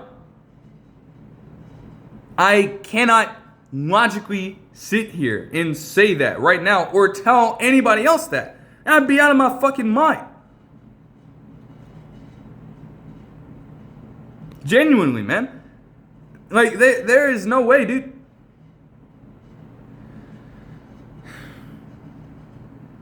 But again, when you have a star like Giannis being that involved in potential conversations and you have that coming up short, it can be tough to navigate. I mean, you literally, in that situation, if you're the Warriors, you did try to pull out as much stops as you could. And it turned out that he was not willing to accept those deals. And the Bucks ultimately, as I'll explain in a bit, well, they would pump fake. The Knicks, quickly to say, they would trade Guerschon Yabusele to the Bulls in exchange for Dalen Terry because they fucking hate Dalen Terry over there. But I digress. As for the Timberwolves, they would also have to think about pivoting because earlier in the morning as well, there would be a report, and even when we get later into the day, we mentioned Persham Sharania, that the Bucks would retain Giannis throughout the trade deadline. They'd retain him. All the media hype since those reports of a potential rift. All the talk about the Knicks potentially being involved in this. And then all the subsequent buzz from there involving different teams like the Warriors, Timberwolves, Heat, and also Knicks. All that for pretty much nothing at that point, with that being the case, unfortunately.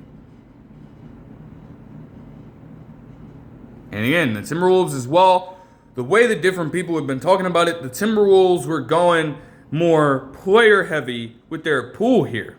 And honestly, considering some of the crazy shit I heard, like you're telling me that to get Giannis, they have to give up guys like Julius Randle and Jaden McDaniels? Jaden McDaniels? No, we can't do that. We cannot afford to do that. Like, hold on. Nah, we have to try to get back to the drawing board, or we're just gonna have to completely back ourselves out of the running too. I'll be damned. You heard what Anthony Edwards said about him in that playoff series. They have him for a fucking reason. We can't give that up. We can't give up that great perimeter defense. We can't give up the fact that he's honestly having a career year right now for this team, especially shooting the basketball and generally scoring. Like, no.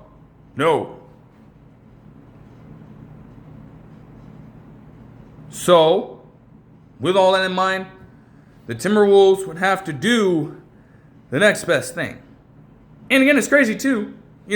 People were framing it in a different way. I mentioned in the last video that their move to acquire a pick essentially was served as addition by subtraction, with them moving on from Michael Conley Jr. at the time.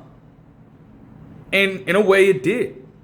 That was proven to be one of the next steps they needed in order to try to make a trade for Giannis work. A trade that probably would have needed to involve multiple teams as it was. And they gave themselves a little bit of an edge there. For nothing. But they had a backup plan. And a backup plan that honestly, in all honesty, pretty damn good. Pretty damn good. Now, it does cost them a lot. But I do think that the particular player in question here, honestly, with what he can provide for them right now, is the right move to pick up. Because they would trade Robert Dillingham, Leonard Miller, and 4 second-round picks to Chicago in exchange for Ayo Dosunmu and Julian Phillips. And let's just put it like this. Yes, 4 second-rounders are a lot. They are. Again, that's expensive. But this is the same Timberwolves team that is quite literally one of the better teams in the Western Conference right now as we speak. Anthony Edwards is a 23-year-old, which again apparently was so attractive to Giannis that he was their personal favorite throughout this entire time. Unfortunately, it just didn't pan out. And again, it makes sense. Anthony Edwards is doing this shit, dropping damn near 30 as a 29-year-old and an all-star reserve. Also, with those overall contributions on the season with his two-way play in mind. That could have been dangerous to have him and Giannis pair up, but again, did not pan out. So you do the next best thing because you still have to find a way to sustain some form of competency here. You're actively paying Julius Randle the bag, you're paying Naz Reid the bag, and you still owe Rudy Gobert money. The thing is, as well with that, as Shams Charania would also mention in the post that I didn't see at the time, the move away from Conley Jr. freed up so much money for them, they actually got out of the luxury tax. And below the second apron, I believe. So the room was there. The room was there, but you have a very expensive ball club that you would like to see contend for a title. You don't want too much of a drop-off. I mean, you literally went to the Western Conference Finals. You've been to the Western Conference Finals for the last couple seasons. Why would you want to put yourself in any scenario where you could drop off mightily? There's no reason to. So, with that being said, you go out and you send away some of your younger guys who you know aren't going to really contribute that much to the team overall, and get back to a man in return who honestly may not really raise eyebrows at first to some people. Like, do you understand the amount of different times I'm going on different posts and seeing people talking about, oh, but he's a bucket though. He can get buckets. He's inconsistent. He's inefficient, but he can get a bucket. Nigga, it's not all about buckets. Rob Dillingham can get buckets. He's shifty as hell with the basketball. We understand that. The nigga has a frail frame. Frail as shit. And that, again, size doesn't always mean much in the NBA. Look no further than a guy like Stephen Curry. However, those limitations, especially with Dillingham's limited skill set at the moment and inability to truly adjust to the league just yet, even though they've tried to rope him into it. They've tried to have Michael Conley Jr. string him along. It has not been as effective just yet as they would like it to be. And again, for rotational players, Terrence Shannon Jr. hasn't been that healthy. But when he has been healthy, even he's been more favored than Robert Dillingham at this point. That tells you a lot. So why, in that moment, should the Timberwolves continue to try to make this thing with Robert Dillingham work if they have an opportunity to go out there and, again, win completely? You should be focusing primarily on that. We can't keep trying to string Robert Dillingham along. We don't have the time for that. We don't. We got to be able to move forward somehow. Leonard Miller is also a weird case. Deep rotational player. A man who's also been splitting time in between the NBA and the G League. So they just generally never been able to figure out what exactly his role with the team is going to be. And I really don't know how he would last with the Bulls as well. Although I will say, if he ascends into a better... If he ascends into a better player, there's always an opportunity that he could overtake for Patrick Williams Sunday. And just think about that shit for a second. How the fuck is Patrick Williams still a Chicago Bull? How did he survive the trade deadline? We can put niggas through the waiver wire, even if his value is going to be exponentially low because of what he does not provide this Bulls team with. You don't fucking cut the man. You don't waive him. You don't do anything with him. You let him continue to eat up a roster spot, space, in minutes, in money. Even with Chicago taking this new direction, it's like, yo, what the fuck? Why is he still there? There is no reason. That's a crime. That's damn near worse than the Suns in a game that I'll probably mention at a different point in time. I was thinking about talking about the couple games that I watched as well, but I ain't going to do that. That's damn near worse than the Suns still having Isaiah Livers, the worst basketball player I've seen with my own two eyes, still in the league. Still. But I digress. Nonetheless, looking at this from the Timberwolves' perspective, and especially in them getting Ayo Dosunmu, because Julian Phillips, I believe that he was drafted to them just this year. It's tough to see rookies just being moved around like pawns in this shit. I ain't gonna lie. But then again, you can say the same thing with some of these second round picks. Like you're essentially trading away damn near high ranking 8th graders for just random fucking players at this point. But again, that's a different conversation for an entirely different day. Dosunmu, though, is the optimal pickup here. He's optimal. One thing that'll also hurt Robert Dillingham to this point is Bones Highland actually being very good off the bench for this Timberwolves team in the last few games that he's appeared in. Now, he himself is a player that is also frail.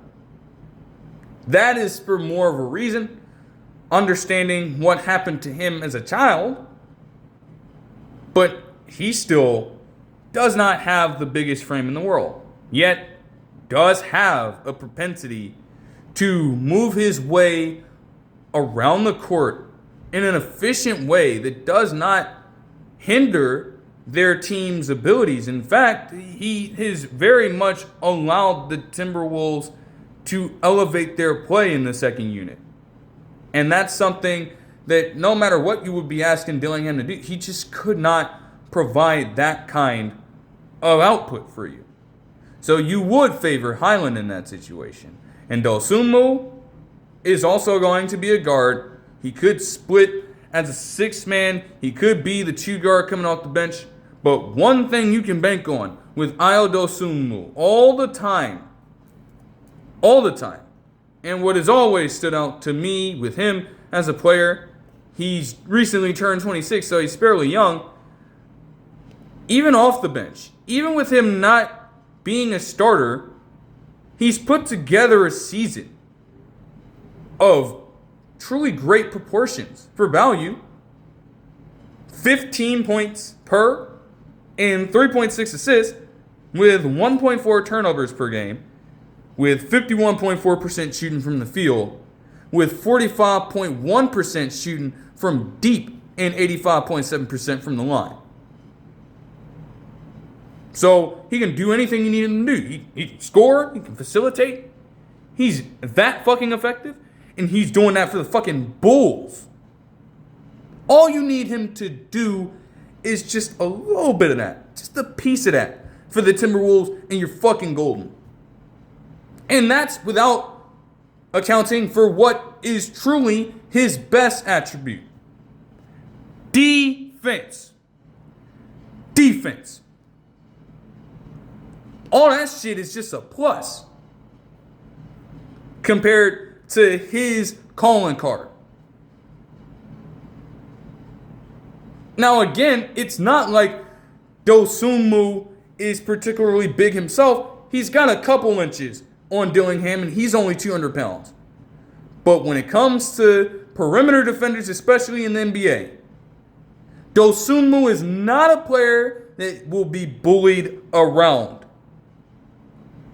He is going to make life a living hell for you on that basketball court. He is a ruthless defender. And with reckless abandon, he's going to make sure to get up in your chest, have you understand he's going to be on your ass pretty much the entire fucking possession. And you are going to have absolutely no room whatsoever to get a shot off. The Timberwolves want to establish themselves as a very tight-knit defense. And they have, for the most part, over the past couple of seasons. But again, Conley Jr., Dillingham,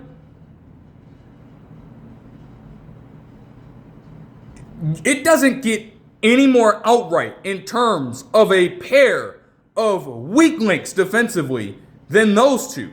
No disrespect to what Michael Conley Jr. has done.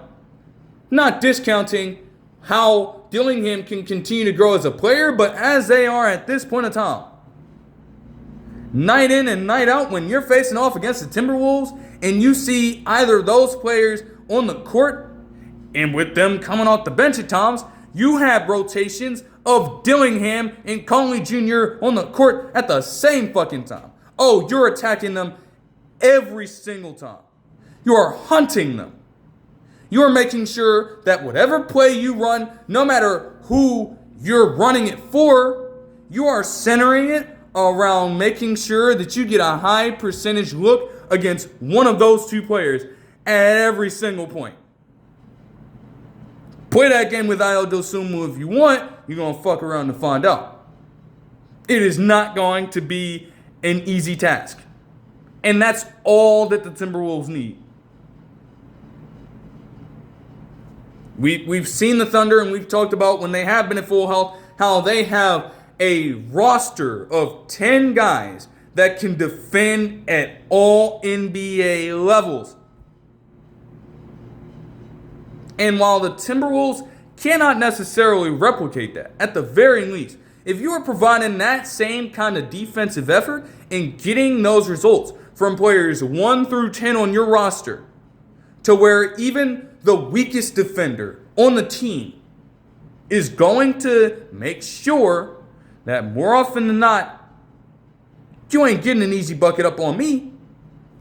That'll take the Timberwolves over the top right there. It is not always about getting buckets, and it's not always about getting the flashiest names at the trade deadline. Even if Giannis would be such a good get for pretty much any team. It's an all-world player.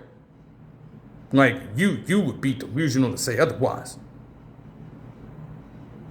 But in an era where people have consistently said that the era of the big threes are pretty much done, you have to have deep rosters. You have to have players in smaller roles be able to make large impacts on these teams. And especially considering the second apron as well, because Dosunmu does not cost that much money. He doesn't. He's not going to eat up a large chunk of their overall cap space. So it's like that is an ideal move right there. And honestly, considering everything that has happened, even when you look at some of the earlier moves, this could be one of the better ones that we've had in the entire deadline. I could be very crazy for saying that. But just watch. As soon as Dosunmu gets out there and starts playing with this team, from there, you will more than likely understand what I am trying to get at here. The Lakers would trade Gabe Vincent in a 2032 second rounder to the Hawks in exchange for Luke Kennard.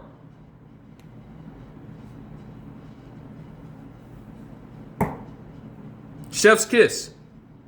They were encouraged to be looking for a shooter in this trade deadline, and you got a fucking shooter at this trade deadline. This is so cut and dry. Like, there's not much that I need to really, add on to this here. The nigga is leading the NBA as we speak, even without starting a game. He's leading the NBA in three-point percentage with 49.7% shooting from the field from that range and 53.8% shooting from the field. 49.7% shooting from three, bruh. If he keeps pace with that, this is actually a top 10 season all time in terms of three-point percentage. Because I've been exposed to the fact that Kyle Korver led that with over 52% around like 2010 or so. More respect to Kyle Korver, of course. And you have Kennard pulling this off right now. Again, while Kennard wasn't playing, that kind of efficiency from deep can be attributed to the Hawks having that top 5 ranking in terms of overall three-point percentage. And with the Lakers being towards the bottom, that right there is something that could single-handedly work to vault them up big time. Like, again, similar thing here. Because Gabe Vincent was pulling out fucking basketball terrorism on his end. Yeah, he'd hit you with a few games where he would get hot, but as is the case with Gabe Vincent all the time, he's going to be inconsistent. You knew this. And you still trusted him. That's on you. Kennard having that quality right there can open up everything for them.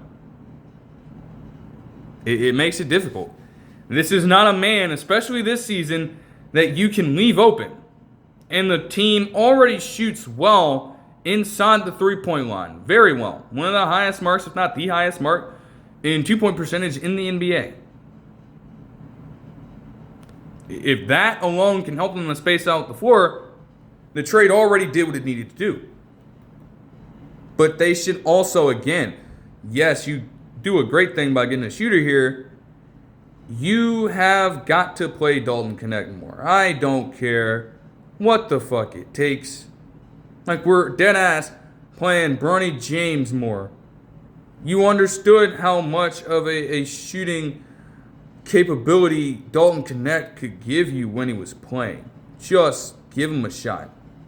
Give him a shot again. Like, I genuinely don't know. You have this man phased out of the rotation entirely. Like, this nigga cannot help you at all improve your accuracy from down there. If you don't fucking get him on the fucking court rather, to play? Like, seriously. Like, you are just doing yourself a disservice by leaving him to rot on the bench as well. So that's got to pair up with it. But this is a nice move as well. Also another one that could be pretty damn sneaky considering everything that's happened. And the Bucks are just, okay, let me just establish this shit right now. Because, yeah, let's do this, okay? Let me find out right now. Because I need names, nigga. I need fucking names, bro. I need names. Let me see this shit. Because, yeah, maybe the Bucks are within their right to hold off on a Giannis trade at this point of the season. Chances are they can always go back and revisit this in the offseason if they so choose. But, man, I ain't gonna lie. I'm seeing that the GM, and I guess I've heard the name. I just wanted to make sure I got this right. John Horst, get your ass out of Milwaukee, bro. Get your ass out of Milwaukee. Because if you are actually trying to keep Giannis through the trade deadline, okay. You're going to have a struggle trying to keep his ass for much longer than this offseason. Even if there is a belief that the time to split is very soon, you ain't even giving yourself a chance to sustain this man long term. Amir Coffey, sure, hadn't done much with this team.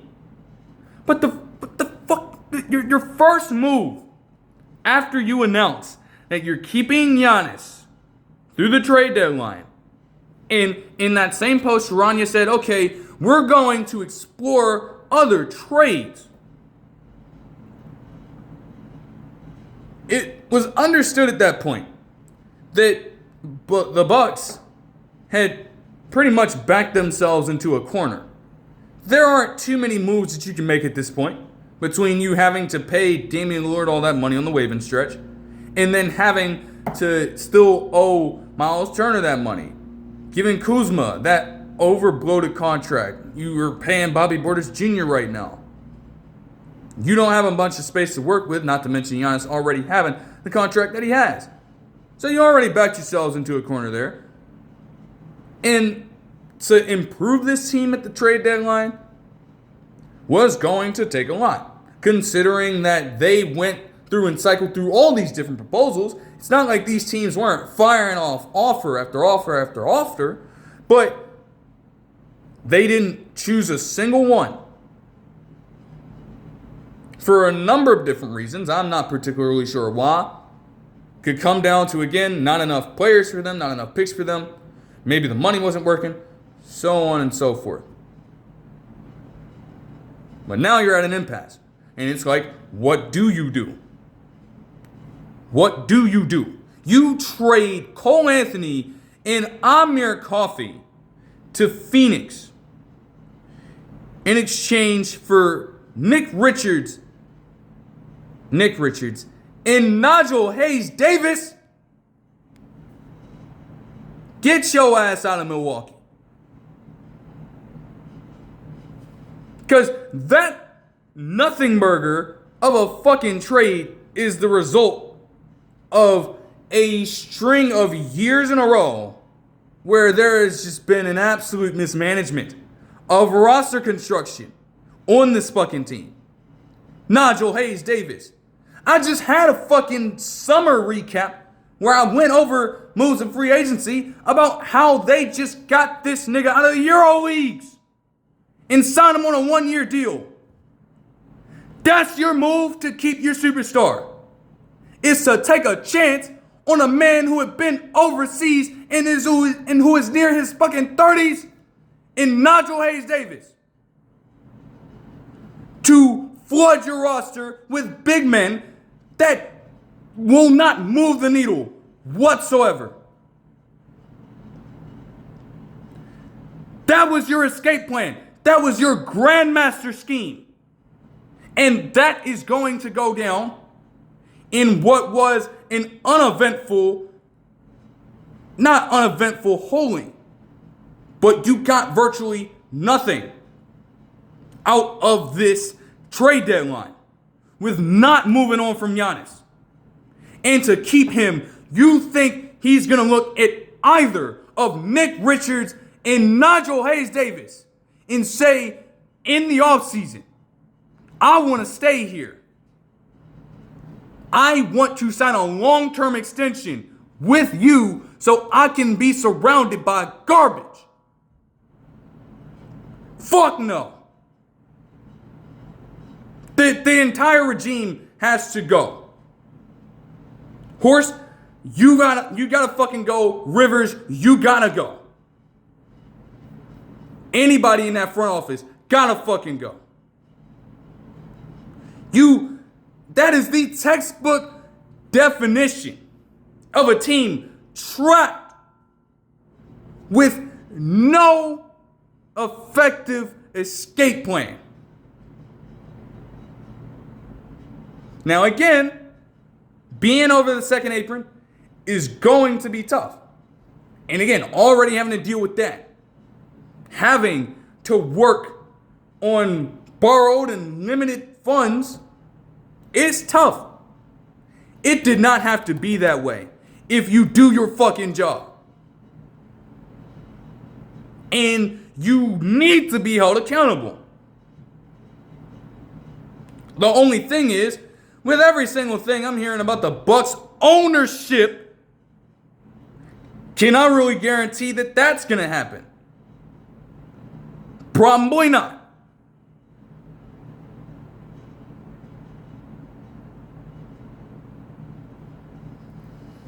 If none of these moves here for Giannis were proven to be enough for you to accept them, what the hell do you think is? And now, in holding this off, you increase your chances of losing Giannis for nothing. The man who for years, we already understand the documentary out on him, came from being fucking homeless, came in as a raw prospect, and in a matter of a few years, ascended into the best player in the fucking world, led you to a fucking championship, and you will more than likely be in a scenario in the offseason where you lose him for nothing. The entire regime has got to fucking pay for that shit. All of that is fireable. I promise you, if that happens, you would hope not. Like, it's Giannis. It's Giannis. There is no dimension where that should be possible, and yet there is still a sliver of a chance that that can happen. If that does, everybody's gotta fucking leave. They have to be held accountable for that. I'm stamping that right now because there's no way that that can happen. And you get away with that shit and you still remain there just to continue to muck shit up. Even with you again potentially taking a direction at that point for a rebuild. It's like, yo, what the fuck, man? Come on, dude. But to move on from that into some trades that, again, and honestly, these can be rattled off for the most part, except for one, which honestly, I will say, caught me by surprise. The Celtics would trade Chris Boucher to the Jazz. The Pelicans would trade Jose Alvarado to the Knicks. The Nuggets would trade Hunter Tyson in a 2032 second-round pick to Brooklyn in exchange for a pick that's to be determined in value. As the Shams Charania post mentioned on this particular move, this pick is going to be the lesser of the Lakers or Hawks selections in the second round. And again, we don't know what that's going to look like right now. I guess it depends on who finishes better by the end of the season. More than likely, it will be Los Angeles unless they completely fall off of a cliff. But we have to see. It's not decided until that point. The Celtics would trade Josh Minott to the Nets as well. We're loading up on players. And I honestly thought that Minott would be a player that they'd love to continue having. He is a textbook definition of a bench warmer, but damn, he was filling that role well for the Boston squad, so I don't really understand why they'd want to cut ties with him. Not too sure about that one. The 76ers would trade Eric Gordon. Yes, he's alive. And a 2032 second rounder to Memphis as well. But this one is interesting as well. Honestly, yes, we've had a lot of madness to this trade deadline so far, as we near winding it down with a few other moves here. Randomly, at about 2:40, you get a post from Shams Charania mentioning that the Clippers would trade Ivica Zubac to the Pacers. No return, no extra draft capital, no other player involvement. Unprompted, just a straight up deal. Sending Zubac, after having a career season with this team, away to one of the worst teams in the NBA in Indiana. So again, taking it back to when I was mentioning with what James Harden made a statement on earlier, he kept on alluding to the fact that he didn't want to interfere with their rebuild.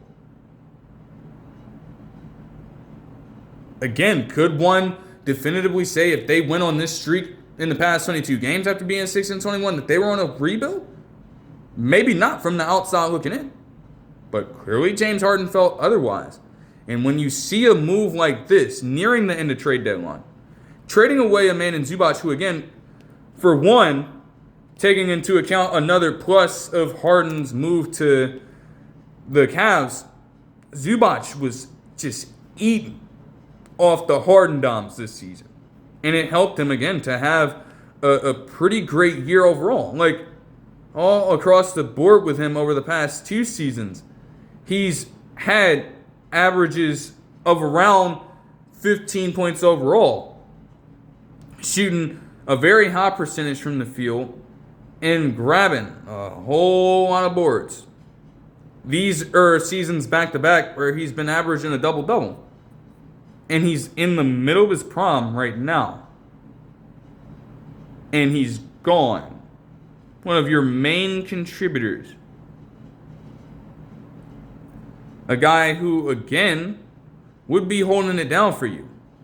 And you slide back to an older Brook Lopez, to a younger Yannick Niederhauser, who is splitting time in between the G League as we speak. You look at that, and it's hard to suggest that the Clippers aren't moving in a totally different direction. That's one of the better players on your team. And he's gone just like that. Even then, even if you are looking for a potential opportunity to rebuild here, you get nothing back. Zilch.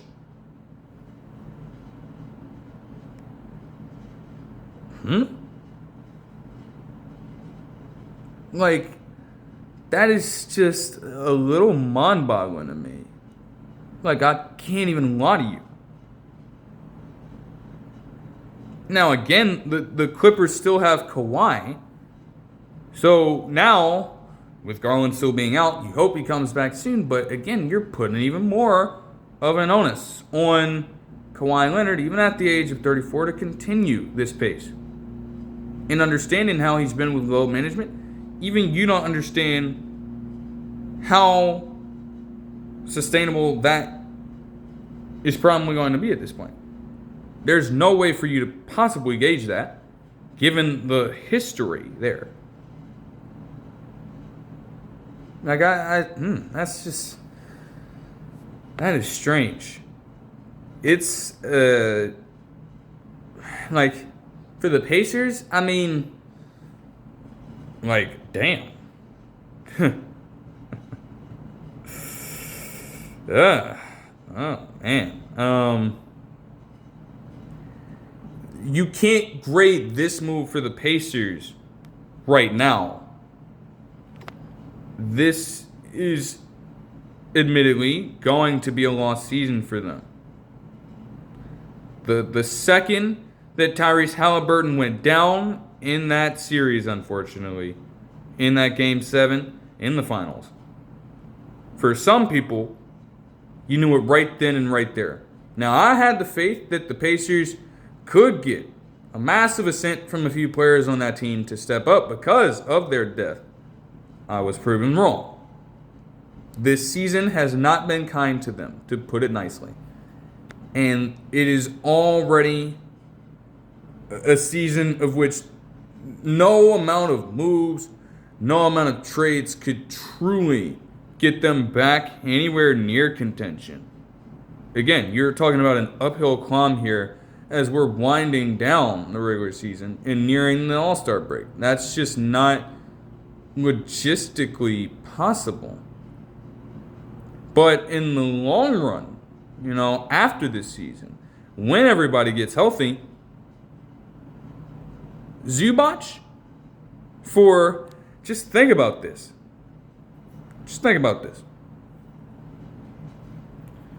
You go through all that time with Miles Turner having his back, honestly, when he was in those trade rumors for years on end. And his ass, after y'all went to war in that series, his ass decided to leave. Even if the Pacers typically don't pay or don't go over the luxury tax, I should say, there had to be a little more loyalty there. And I mean, granted, yes, the fans still embrace him. Of course, he has no issue with them. But you just walk and go to Milwaukee and suffer mightily there.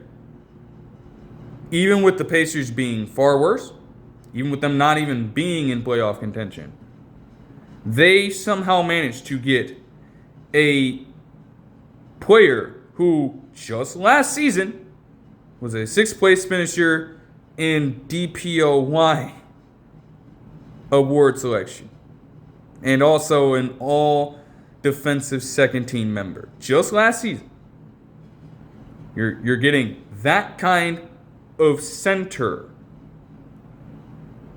for nothing. You're not being asked to give anything up. You're probably not taking on a large amount of money that would prove to be too much to take on. You get him for nothing? You get him for free? Well, damn. Even when they're down, that's a slam dunk of a move. When everybody's healthy and back,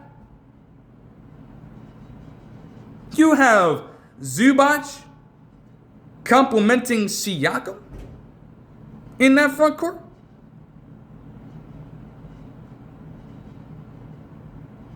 Damn. That is a nasty pickup. Like, that is a steal in every sense of the word. How crazy is that? Like, you win the trade and you don't even have to give anything up in return. If I didn't have to use a hand to hold this thing, you'd have to give him a round of applause.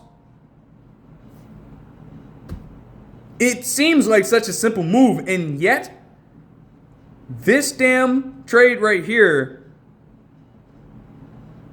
it gives them a new center moving forward to focus in on after they lost a man who they believed to be their franchise guy just a few months back, seemingly. You cannot make that up, man. That is actually insane. From there, to wind it out, the Hornets would trade Tyus Jones, reroute him to Dallas in exchange for Malaki Branham. And again, like, nothing burger. The Nets would waive Cam Thomas. And again, this is exactly what I'm talking about, where I look on the Post talking about this report from Shams Charania. And again, you have people saying, for a minute, he was getting a bucket. Oh, man, they shouldn't have waived him. He's a bucket getter. Oh, he might be a little inconsistent, but he gets buckets, though. Man, if you don't shut the fuck up. Because it doesn't matter about getting buckets all the time. And at the very least, even with the scoring specialists out there, nigga, if you can't get in a higher clip, an efficient rate of your shots to go down and drop through the hoop, you ain't gonna last for that long.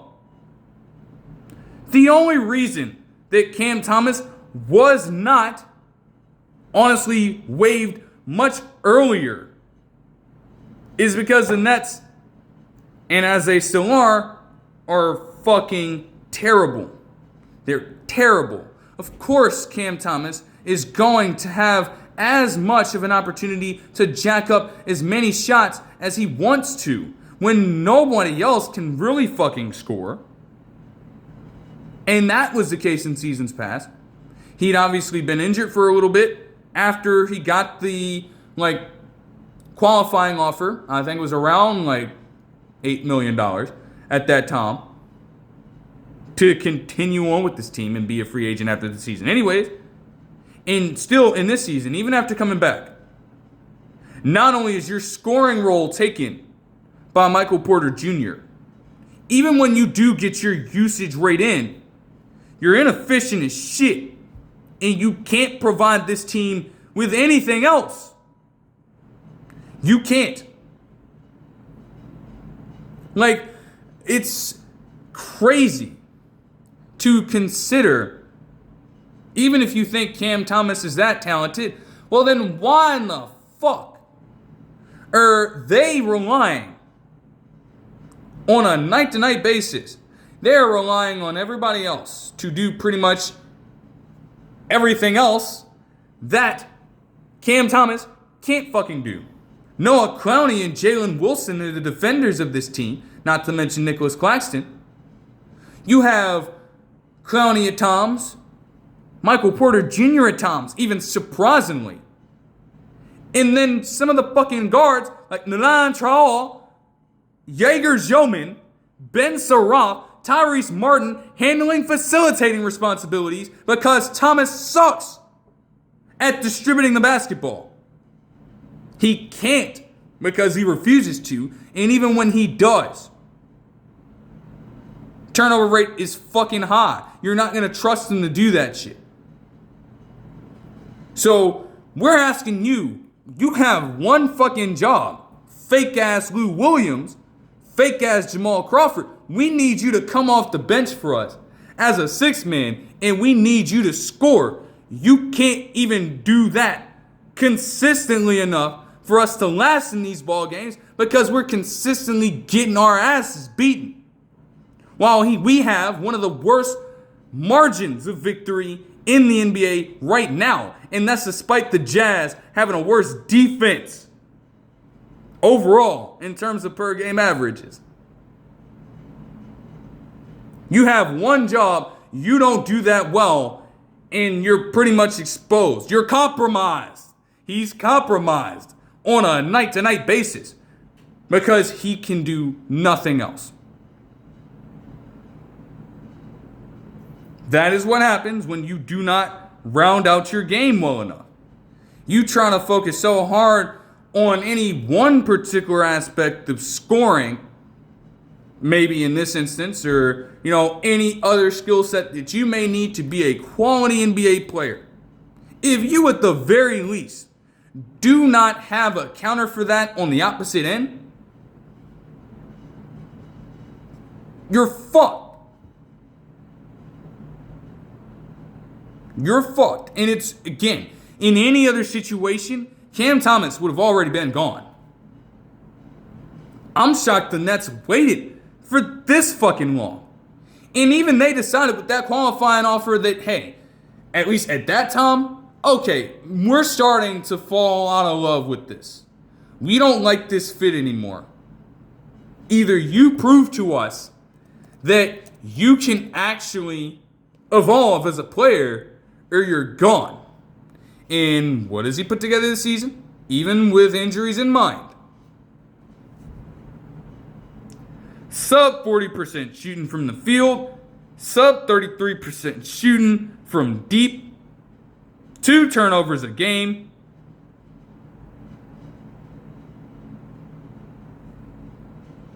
All off the bench, for the most part.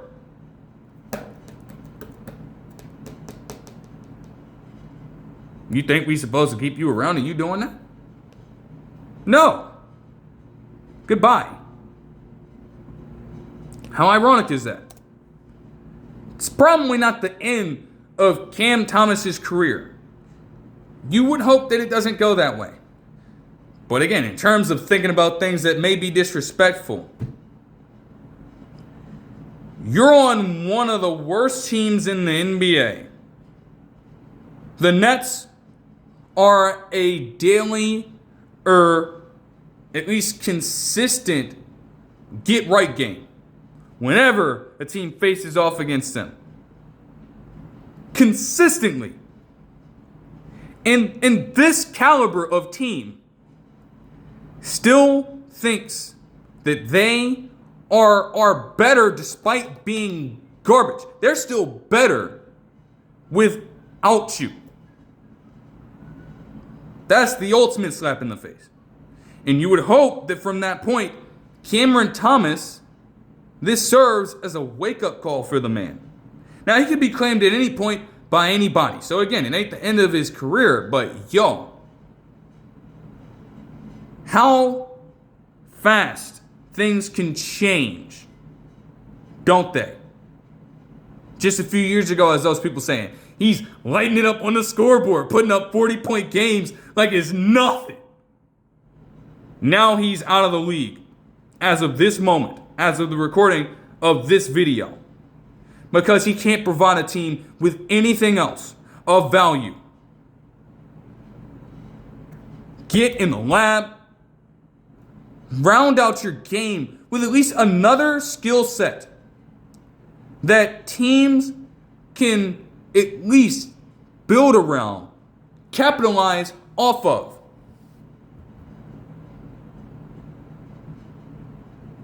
Because again, for all of that, these are all empty numbers. Like you're having this go down, and you're even facing a bit of regression on a team that consistently loses and tanks for fun. He is screwed as of this moment if he is picked up by a championship contender. Even if all they need him to do is shoot, well, I don't know about that one.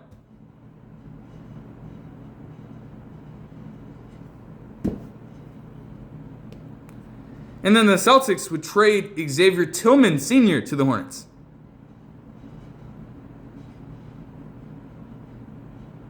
Hey, they got Vucevic. They got Keita off the bench now, probably, whenever, the Celtics go through some action. Get the physical sorted out so that nothing gets vetoed. And, the Hornets, that wouldn't be the first time they've dealt with that shit. Someone had to be the odd man out. And ironically enough, again, I'll talk about these games at a much different point. Again, there was a lot to go through with the trade deadline. Man, this is quite a lot, though. But again, it's warranted. They needed that kind of detail. Luka Garza in a Celtics game that I recently watched had like 17 points, 4 of 4 shooting from deep by the end of the third quarter. And for all the shit that I can talk about Luka Garza, that is something that you are never in your lifetime going to see Xavier Tillman Sr. come out and do. You're never going to see that. I can promise you that. And in all seriousness, with the roster that they have, Vucevic is like 6'9", but again, he is far too talented to not be the starter for this team. Then you have Myles Keita like 7 foot, if I'm not mistaken. Let me just check to confirm. So you have Myles Keita at 7 foot, and then Luka Garza as well is near that same height. Oh, he's 6'10". But again, he stretched the floor well in that game, and I guess that's what they were banking on. You look at Tillman Sr., and this man remains a tweener. Even with all those guys at that point, they've actually got the frame and the skill set of power forwards and centers to perform well in those spots. Xavier Tillman Sr. being at 6'8" and still at 245 pounds, you'd want him to handle the ball better. He can't. You want him to shoot and space out like a 4 or a small ball 5. A sub 25% shooter from deep in his career. At this point, he's 27. He is what he is.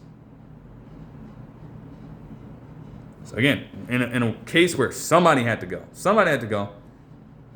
Tillman Sr., unfortunately, was the obvious choice. The obvious choice. Hands fucking down.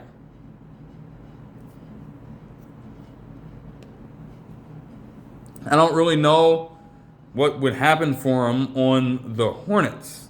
I mean, I'm really not sure about that right now, to be completely honest with you. But what I do know is that we'll do it for this one. I hope you guys enjoyed the video, and I will see you guys in the next one. Peace.